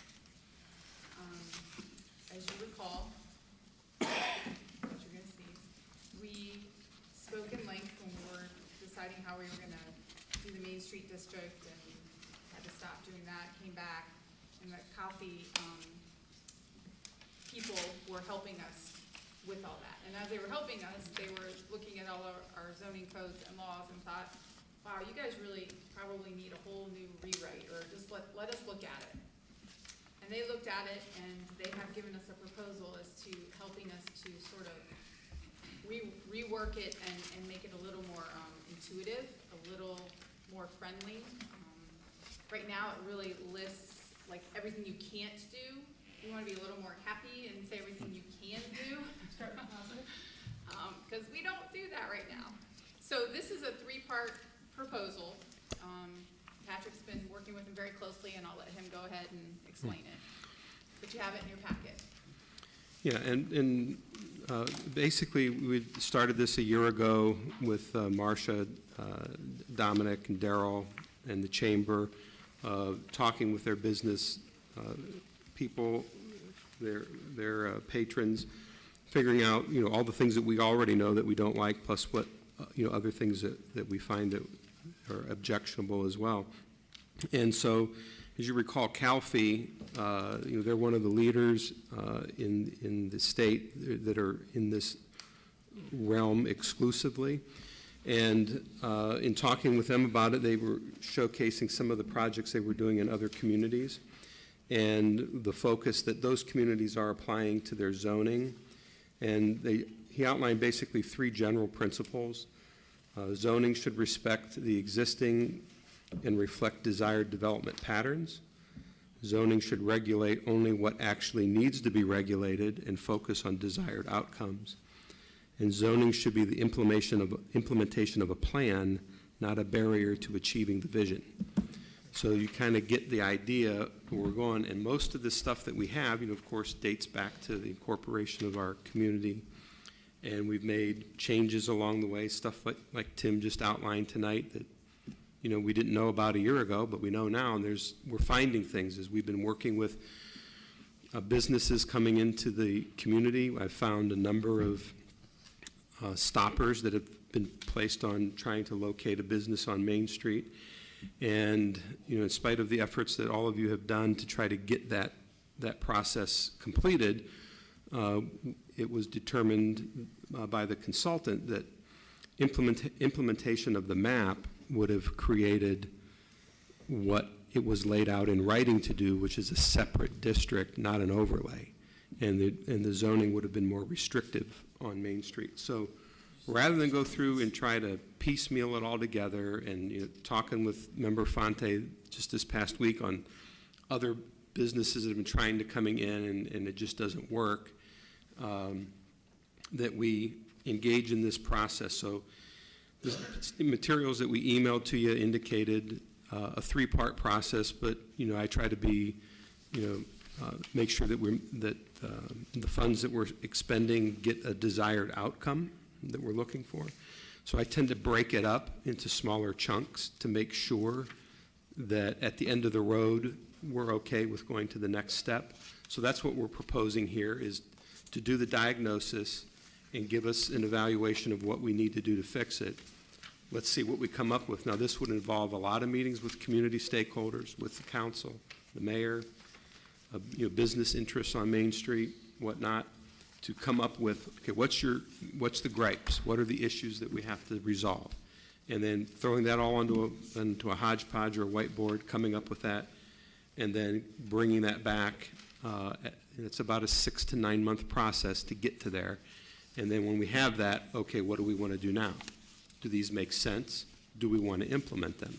And if we want to implement them, then we can go to the next step. So I felt this was a good way to minimize the amount to expend. It is a matter that we have budgeted for. We've been working on this, like I say, for over a year. We worked that into the budget for 2019. Funds are available. It's just a matter of whether the council wants to go ahead and try to implement the vision that they've been working on. So are these the fees you're actually proposing that are in the draft, or is this? It's 60,000. Yes, Yeah. the first two phases, it's 60,000. Pat, so I've had conversations with some of the citizens wondering, we're on, we're off, we're on, we're off, we're on, we're off with MSB.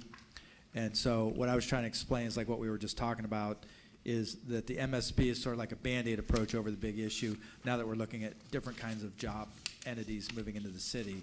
So doing the total rewrite, even though it's going to now stretch it out another 6, 9, 12 months, which I really don't like, because the Main Street corridor is my main priority right now, right?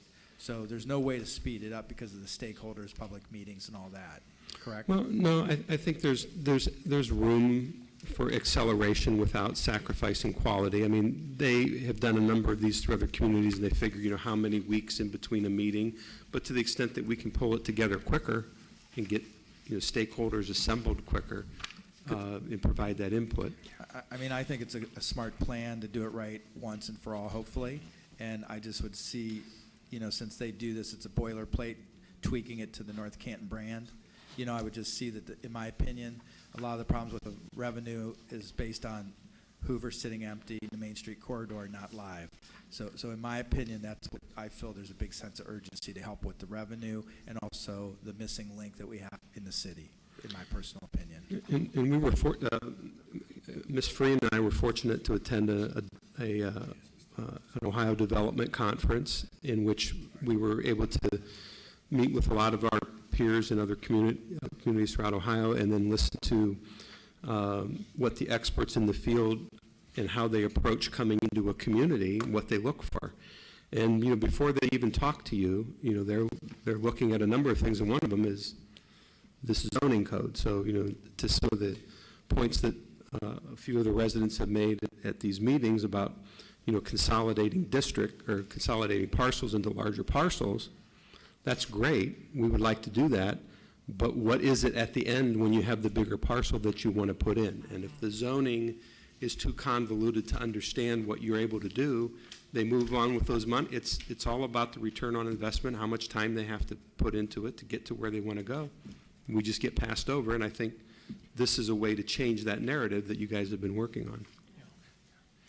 I think what Sean indicated was, in having sat through a couple of these iterations in the past, what we got in terms of our zoning language was cookie cutter.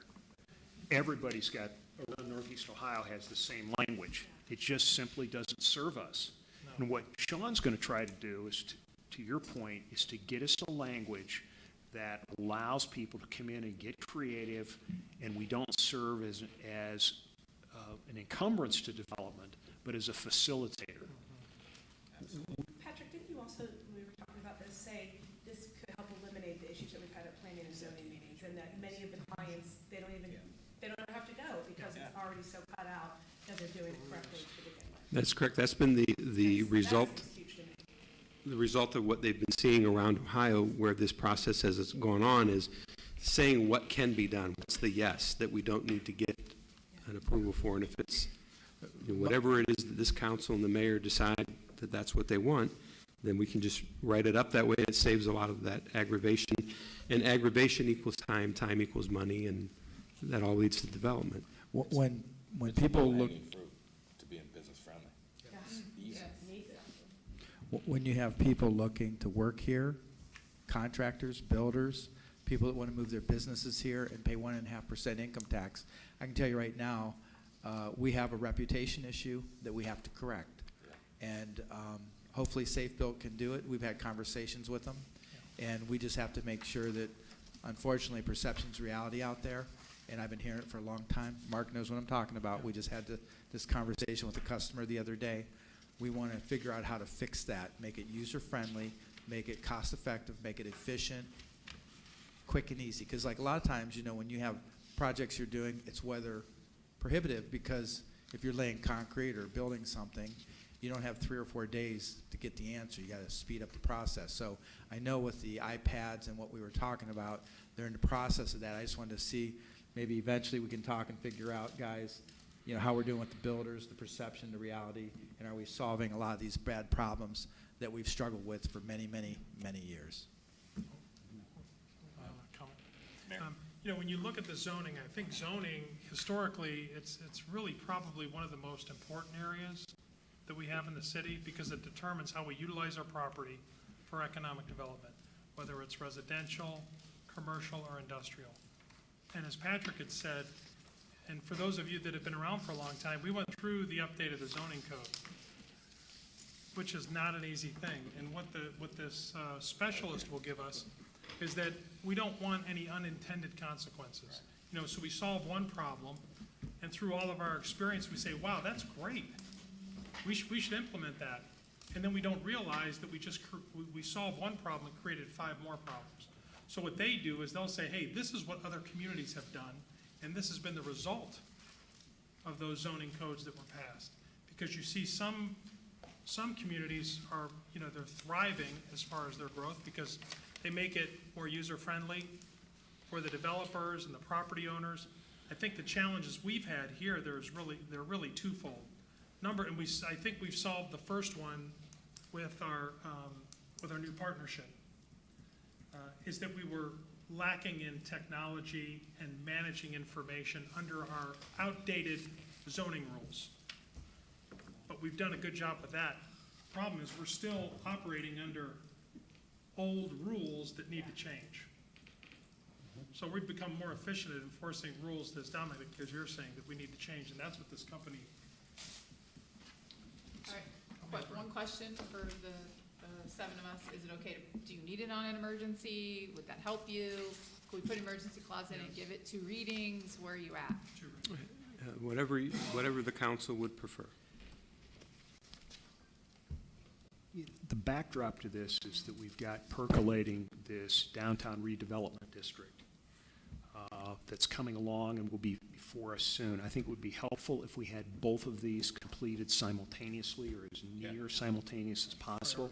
So to answer your question, let's do this, let's get them started. Yes, that would be Because great. I think we're going to also want some opportunities to weigh in, And that Sean. matter is coming to the council on May 20th. I'm trying to space out some of the bigger topics so you don't get hit so hard in one night with, that's too much to comprehend, so. So remember, the slowest part of this is it's gonna have to go to planning, have a public hearing set, have a meeting, it's gonna have to come back to us, have a public hearing set.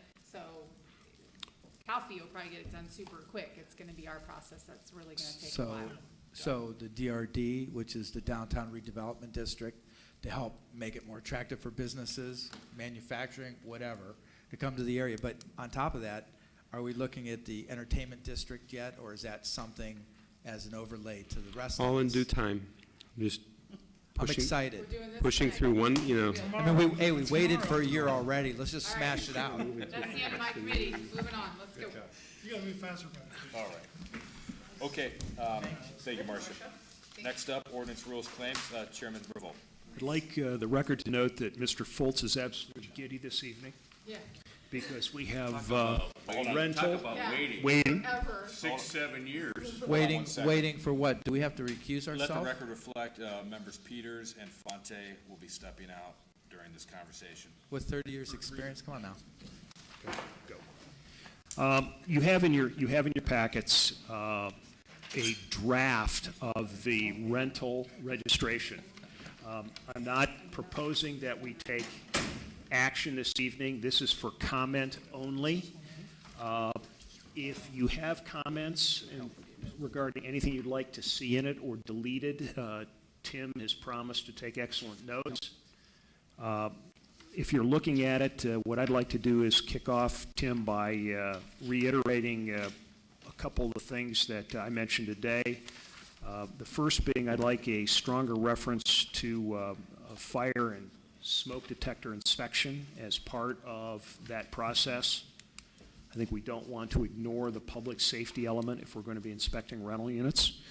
And the second is I'd like to have a little closer alignment between in section A, which is the required, where it says any building or unit, and a little better language than in 1702.05, where we talk about 1, 2, 3 rental units, but I think we need something beyond that, whatever the formula is. I guess maybe I wasn't clear. I needed a third cup of coffee. But I'd like to make sure that we were looking at large complexes as well, and that we have a formula to deal with those. No, this was, you know, you're certainly welcome to change it, but just so that you know the parameters that we were under putting this together was 1, 2, and 3 family rental units. We were going to break in with that and not jump into the 4 and up, which is going to put us into a workload issue. Okay, It's not all right, saying something you can't come back and do, I'll but I accept think that. you need to walk. And I don't know if the member of the I'll committee. start with that. I'll be pragmatic, Mr. Diorio. I wasn't sure if the chairman of the committee was aware that John Cheatham from Safe Built, who's the regional manager, was here this evening to talk about this and to help answer some of those questions. Okay, So we're happy to have him. Yeah, thank you. Come on up. Come on up.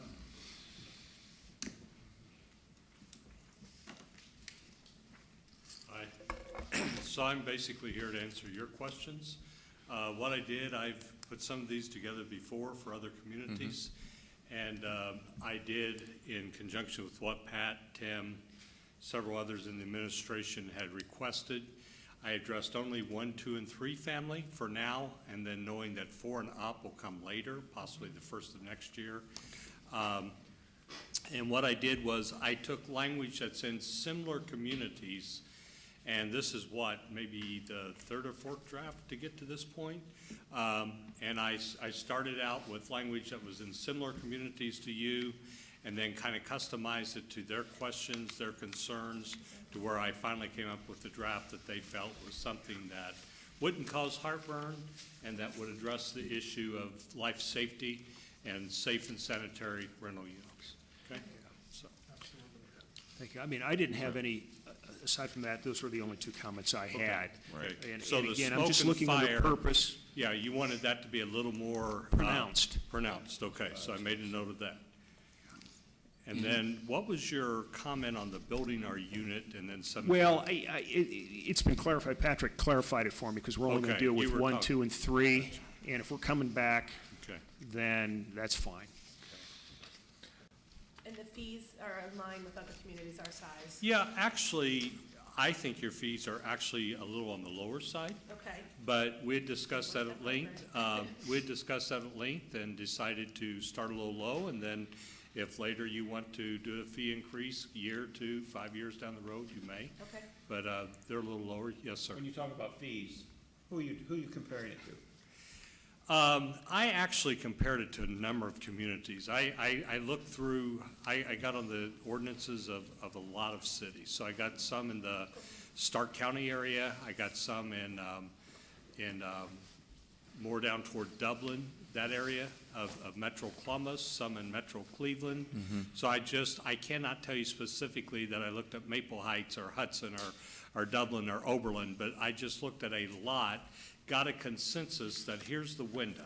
You know, on the low side, 50, on the high side, 250 for a single family.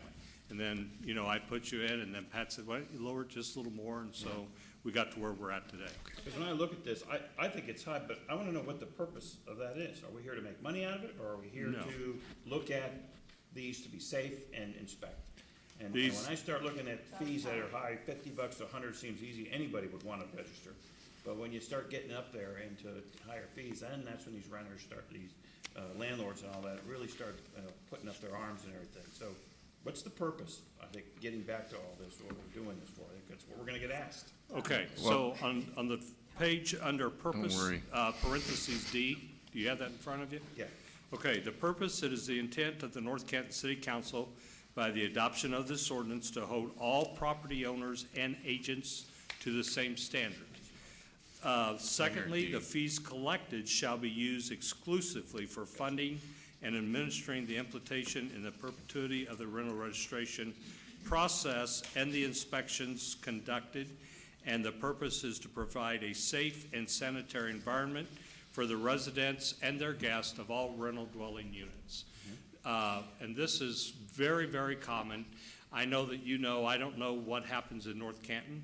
What happens in the rest of the world, if you don't have oversight, you get slumlords, you get people that don't care, you get tenants that are afraid of retaliation if they, you know, complain about something. You get people with low or very little heat. I had one community that a lady called me from another state somewhere around Christmas, New Year's, somewhere in that 2 or 3 week period, and said her parents were living in a rental and that they had hardly any heat at all. I sent an inspector out, he went out there, and they were barely at 50 degrees, and they were covered in layers of clothes and all that. They had told their landlord, who was an upstanding citizen, well thought of in the community, repeatedly, and he was in the holiday spirit and just not paying attention to the complaints and saying, I'll take care of it after the holidays. In his defense, he said he didn't really realize how cold it was, but on the other hand, he didn't care enough to drive 4 miles from where he lived to check it. Yeah. So this is the safety valve, for want of a better word, for your tenants that have landlords that either don't care or are too busy to take time. And we're the one that are going out there and checking to make sure everything's up. They've got hot water, they've got heat, they've got the smoke detectors, the fire detectors, et cetera. Yes, sir. I'm on board with you. Yeah. Would you do me a favor, under that purpose, actually up in 3, under B3, you've got, that part of what we're trying to do is make sure that these properties comply with our property maintenance code. And would you reflect that again down under purpose? Because that is our purpose as well, is to make sure these properties meet our minimum Right, thank you. maintenance standards. And that is, let me just reference real quick, or maybe you did in 170106. Yes. That does state it, yes, but I will. Just reiterate it. Reiterate it, yes. Sir? Okay, thank you. Listen, this has been a long time coming. Miriam, Melanie in the audience, Ron Wooten, the different individuals, we've been working on this, and I am ecstatic that it's finally come to council, and hopefully there's 4 or more votes to support this, because This is something that's essential to protect the integrity of our neighborhoods. When you look at a rental unit, a $100 fee, and I believe that'll be a yearly fee, is that That correct? is yearly, yes. Would that involve a yearly inspection? Yes. And then there's also a complaint inspection-driven Yes. process too. That's only $8.33 a month. Come on, that cable goes up more than that a month. And then you get into 2 units, 3 units, that price drops to $6.25 per unit for a 2-unit and $5.53 per 3-unit. And if you can't afford those, then get out of the rental business in North Canton. It's that simple. We have a great city to live in, and if you want to be a landowner or a landlord here, you need to make sure that your property is up to codes and you pay a minimum fee to ensure that our inspectors come out and take care of anything that's not up to code as far as just basic health standards and what anybody else would want to live in. And that's not a stretch. And if we don't do this now, we are going to look down the road and regret the possibilities that we have now that other cities are struggling to get through. Our neighbors are dealing with this now, and we can't afford to let any more time pass before we make sure that we have inspectors who are qualified to go in these homes and make basic inspections for basic necessity, utilities, just living standards. We're not asking this to be a Taj Mahal. We're just asking it to be up to a decent living code. And I don't think that's much to ask for here, especially at those prices. I applaud the administration, everybody that's been involved with this. Thank you. I hope this council has the wisdom to pass this. To me, you know, obviously it should be a 3-reading process for anything we might have left out, but I just hope that we have this in place by, say, midsummer or whenever the 3 readings take, and we can move forward. So thank you for your efforts. Thank you for your experience, and this was a big part of why we wanted you in here, because you got a track record with this. And it's a proven track record. And I applaud you looking at other communities, and we probably are low, but I'm okay with this fee structure now. We got to break it in and let people know. Talk to administration about it. Yes, so thank you. Now, the one thing, the one-time early registration incentive, is that just this year, or is that? Yes, no. Or is that going to be in place every year? And the reason I say that is that I think there is some merit that you don't get inundated with how many rentals we have. I'm not quite sure, but we're going to find out. You don't get them all at one time. So I think as long as you can handle the volume of when they should be coming in, I think that is a process to look at. Well, that was part of the design process, that we wanted it to be a 12-month certificate. So you buy the property today, let's say a new one, and you get the inspection and you're good for 12 months. We didn't want to do what some other communities have, where everything starts January 1st. Correct. And then you've got, you know, Each however staggered. many. It's too much, and then you know, and we should say that, if I can, you know, summarize it well, but I mean, you know, one of the early concerns on this when I first started here and talking with the director of law on this was that, you know, he had shown me some case law that had indicated that, you know, if you are going to do this program and you're not going to provide a service, that is a problem. Right. And a lot of communities tried to do that.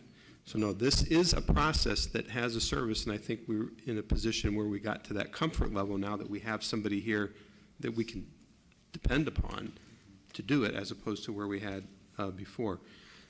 I too looked at a bunch of other communities, and I knew Mark would ask that question, and so as part of that, I told him where to search geographically, that, you know, we liken ourselves to the, you know, to Dublin or Hudson. We think of ourselves in those terms, but we still have to take into account what is happening in our community, in Canton and Maslin or whatever. But the idea was to try to hold us to a bit of standard. I know you wanted to say something, so shut Yeah, up. I think this is really good legislation. I'm glad you're putting it together, because really what it does is it protects the tenant.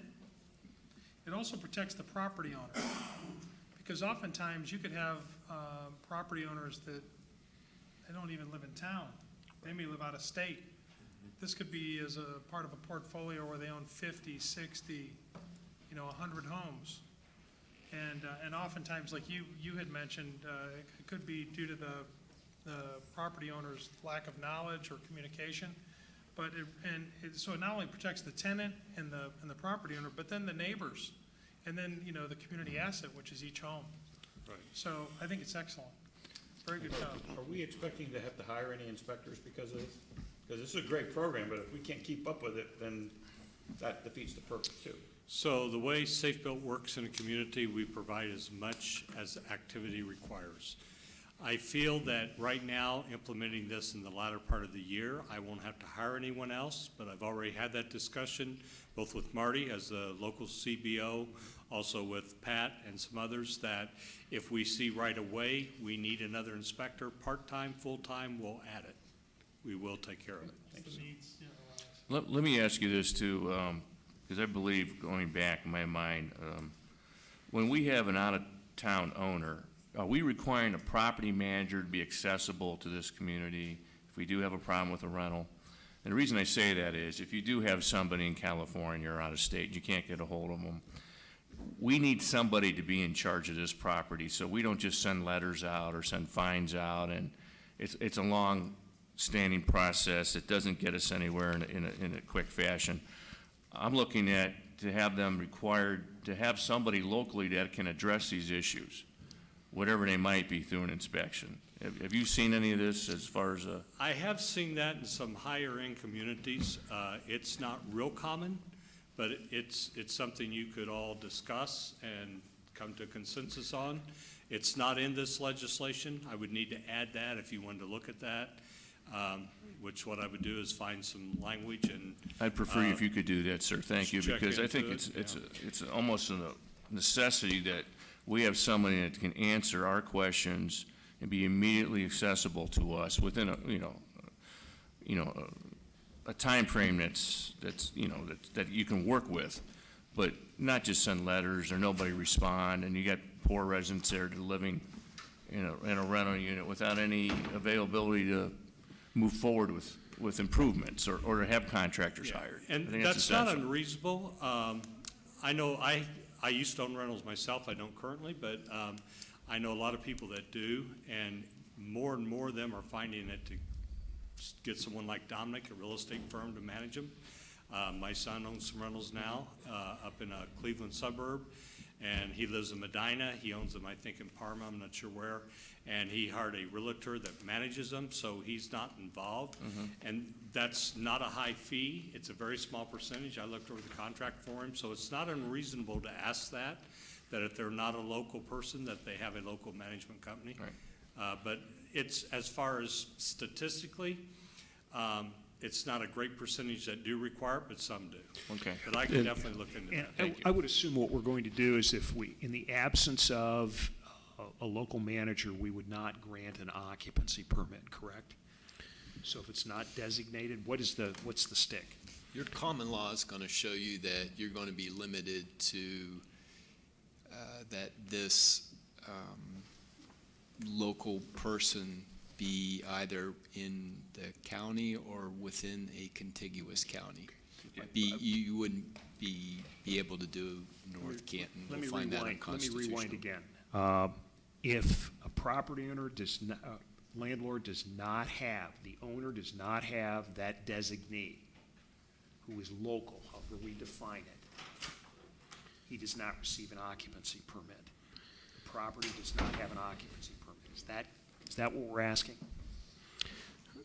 Well, you have to have an enforcement language in here, or Right. it's, not going to do Okay. anything. So, Right, that's yeah, what we're gonna do. I'll look at the Okay. wording of other ordinances that are similar, and then offer you some language to look at. Tim can pare it down, or All right. Pat, or whomever, or you guys, but I'll look at something, but definitely you have to have a way to enforce that. All right. All right, so what we're going to do is we're going to have this back in 2 weeks or at our next meeting with some new language. And in the interim, we'll, I'm sure, entertain comments from our constituents. Thank you. I'm done. I would just add 2 points. One, that I know that the law director had counseled me on that I would want to add, but, I would just, you mentioned it's been a long time coming. And, sometimes you have to crawl before you walk. And, it seems that some of the reach that you're going for is sprinting. And you would really like this to launch successfully. So I would ask you to just keep that in mind. But as far as the enforcement mechanism, we still have to meet with the Stark County Auditor and talk to him about whether or not, the preferred method that we would choose to enforce this is available to us, or if we have to choose a different method. So it's a matter of whether it's a criminal or a civil statute that we have to pursue, and we are going to be seeking counsel from the Stark County Auditor on what they're willing to do. And essentially what this is, they call it special assessments. And I've been looking for those because what it entails is simply if there isn't compliance, that there's an administrative fine.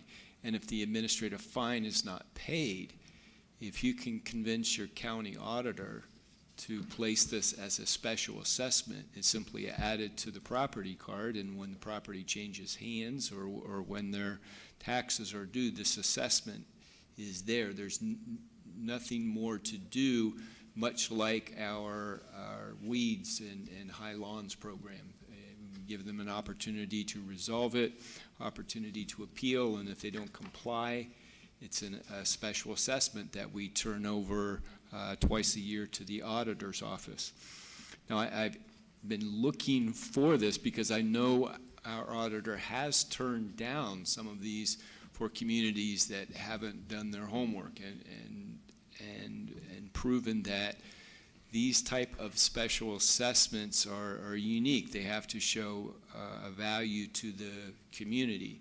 And so we'll have to clearly write in the benefit that's going to be derived from having this ordinance, these safety and health inspections. And what we should do is our homework and meet with them and see if we're able to do this. I have seen that Summit County authorized this type of special assessment for these rental registrations, because if you don't have this enforcement arm, the problem that you have is that courts view this as such a de minimis type of action that you're not likely to get traction in a criminal action. And so then you're limited to bringing this as a civil action for $100 fines, and it may not be worth your while. So we're going to do our very best to demonstrate the benefit that our community is going to derive from this, and try to work with Alan Harold's office to see if we can't get this in a form that we could do it as a special assessment. Let's find some teeth. We're done. Yes, sir. Take that. It's in time for the rain. The record reflects it's raining right now.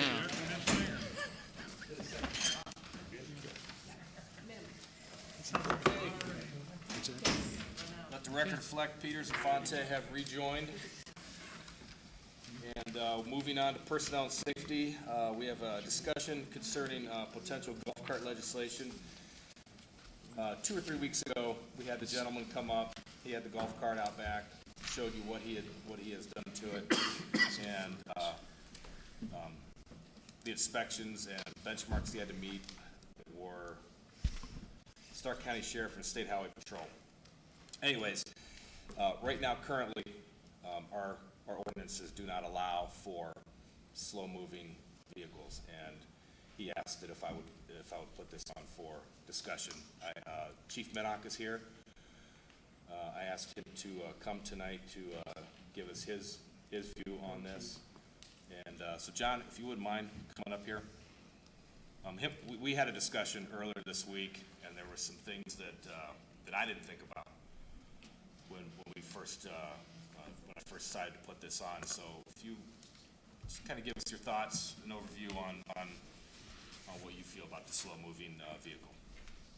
I'm not inclined to support it. Closer, please.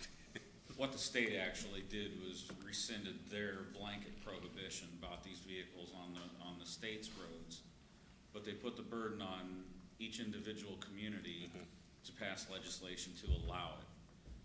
Along with that, there's a supposition that those communities would perform inspections and refer those people to the BMV to get license plates for the vehicles that pass an inspection. I don't feel comfortable in saying that a particular golf cart is safe to operate on the streets. The sheriff, I believe, is doing some of the inspections. The state patrol is not doing inspections. They're not going to do them. I would just question the value of this legislation to the majority of the residents and, you know, other people that use the community, pass through the community. One of the biggest activities for my group of people is addressing traffic complaints, traffic issues, crashes, noise, you know, a multitude of things. And putting in another type of vehicle in the mix of traffic that we already have, I can only see it generating more problems. Now, if there's only one or two, granted it may not be a lot of problems, but if it's more, it's gonna be more. And if it's only one or two, how many people are gonna have to deal with that vehicle every day versus just the convenience for that one person to be able to operate that? Chief? One thing, Go ahead. Pat, if you don't No, mind. you go ahead. And one thing he brought up too, an unintended consequence, if you may, was that we can't differentiate. Say we as a collective said, okay, yeah, golf carts are fine, but that also allows four-wheelers, you know, gators, whatever you call them, to be on our roads, you know, to come right off the, you know, they're out mudding and come right onto our streets. And you may be able to tailor the legislation to specifically target certain things, but some of those vehicles actually are allowed by state code to cross roads. So I know you had mentioned like the school, if they wanted to use one to go from the school building to the stadium lot or something like that, they can already do that.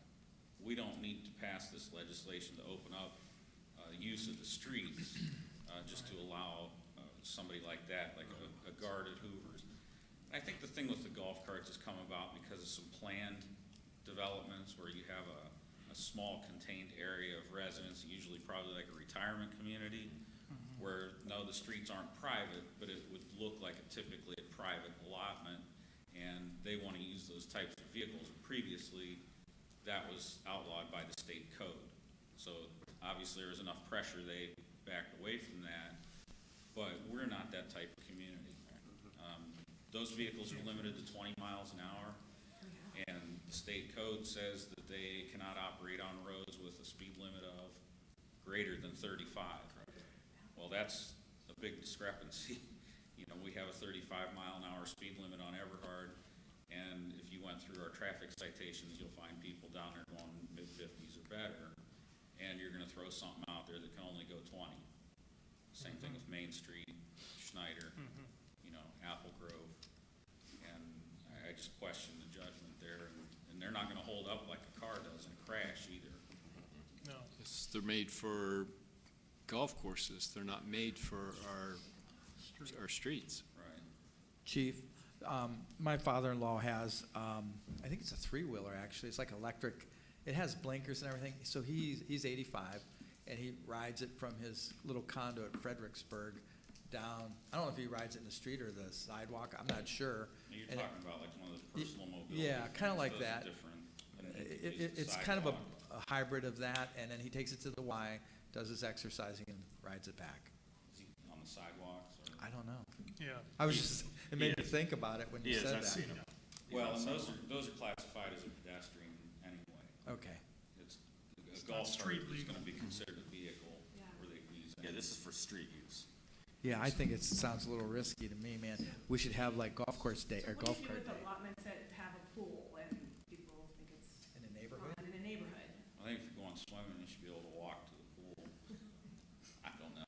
We're in the 21st century, man. So, do we need to really have discussion about this? I No, I don't think think we're good. it's something we're ever gonna. Well, Okay. he asked if I'd bring it to council, and I said I would. You know, I had done quite a bit of research looking at communities that have this, and often you find this is, as the chief had said, these are planned communities where they use these to get back and forth to a recreation center, activity center, and they're generally just not traveling on your main roads. And especially when you're on these two-lane roads where if you're the car that's behind this one and it's in the center of the lane, you're going to have to go around it. And if you go around it and it's a double line, you're not permitted to pass it.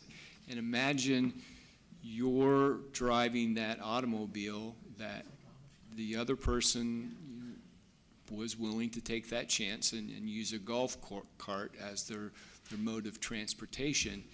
And if you clip it, if you cause the accident because you passed it, because you were impatient and that would just be a terrible situation that you would find yourself in, cars lined up because of this one that's doing 20 miles an hour, and you're having to wait to pass it. The other criteria for the overall city is I imagine if the city passed legislation that authorized the use of these, that we would have more serious accidents. And, maybe not more accidents, but the accidents would be more severe. There's arguments to be made, it's much like a motorcycle, indeed, but the motorcycles will generally travel at a much faster speed than the golf cart. That's the whole key is the low speed, which is, it actually, in quotation, it specifies that in the sheriff's inspection. So, okay. Thank you. Suffice to say, council is not in favor of moving forward with this. Not a big hit. Chief, thanks for your comments. Hey, Thanks, Chief. I appreciate you sticking through this. Hey, Jeff, Chris Howe's father or grandfather passed away. He asked if we would have just a real quick moment of silence, and anytime anybody asks that, I don't think there'd be any issues with having that, would you? Absolutely not. Paul, right? Is it Paul Yes. Foss tonight, right? Yeah. So, a moment, in memento of Paul, let's have a moment of silence. Okay, amen. Amen. Thank you. Sorry about your loss. Sorry about your loss, Chris. Okay. Mr. seeing President? nothing We were looking to just take a 2-minute, do we need to amend the agenda for a 2-minute discussion on a matter concerning the municipal golf course? Or Well, can I just talk? This is classified as a special committee meeting, Oh. but I will say this, in our ordinance allows us for the first, third, and fifth Monday. So, yeah. So it doesn't need to be special. Mr. Osborne brought to my Yeah, attention, so it- and I believe this is not a special committee Yeah, meeting. so I won't classify it, even though it's It's a fifth. highlighted, it's per our rules. Yeah, I agree. It's not a special council meeting, so yes. We have a motion to amend the agenda. Motion and a second to amend to allow Pat, Been moved, I'll second. all in favor? Aye. Aye, opposed? Okay. Motion carries. Patrick? I'm just gonna go home, because the meeting's gonna end, right? Hey. I'm not staying. Oh, yeah, you guys can't be here. So, shall we leave or sit back there? We got four to, Just 2 minutes. what's 2 minutes? Whatever, do whatever. We got 4 to adjourn. But you guys have to get out of the room. Hold on. I'm getting kicked out a lot lately. Well, what's that tell you? Yeah. All right, Patrick, floor's yours. I just wanted to let the council know that, we did receive, a few submissions for the request for proposal on the municipal golf course. We are in the process of interviewing those applicants. We should finish that in the next 2 or 3 days. It'll be this week for sure. And then, once that process is finished, we will come back to council with a full report of where we're at.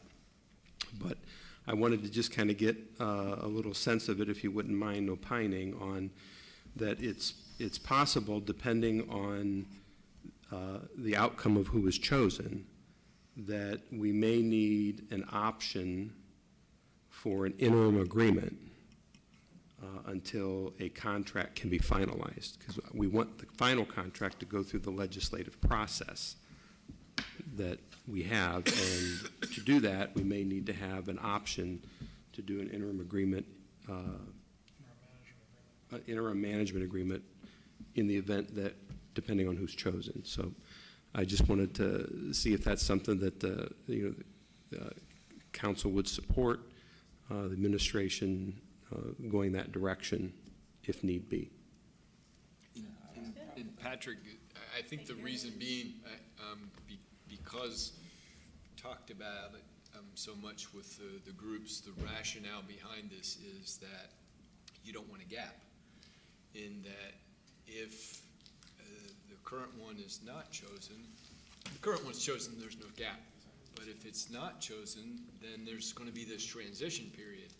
And I think that's what this gap filler type of contract would be, to make sure that the weddings and the graduations and the golf and other functions is covered through a transition. An option if we need it. So that was all I wanted to. Yeah, can we get the? All right, Jeff. So Daryl and Jeff and Doug and No, I'm Steph, okay you're with all- it, I'm just looking at the legislative schedule here. So, Well, on the interim side, this would be a matter that would be well below the threshold that we would have to come to council to get. Okay, that you don't need councilmatic on action that. on the But I interim. didn't want to operate in the dark, and Okay. I wanted council to be aware. So is that, Yeah, so really what Patrick's asking for Yeah. is they're going through the companies that have turned in their proposals. Right. Depending on what the outcome is and what decision is made with Patrick and Kathy and Laura and Tim as they're reviewing this, and the other members of council that are on it, that, we'll have to be prepared to have an interim, possibly have the option of an interim management agreement. And so what Patrick's asking for is just, a voice vote in support of that. We don't need councilmatic action, but he wants to make sure that he's keeping everybody apprised. Got it. And that he has the support to move ahead with this. And we're keeping the facility open and honoring the contracts, the golf leagues that are already there. That's the main objective there. Right, I move a voice vote to authorize the administration to enter into an interim contract below the Normal bid requirement. allowance. is there a second? Second. Member Warren? Yes. Member Volt? Yes. Member Foltz? Yes. Member Peters votes yes. thank you. That's all, Okay. Mr. President. Okay. Motion to adjourn. Motion to adjourn? So moved. Second. All in favor? Opposed? We are adjourned.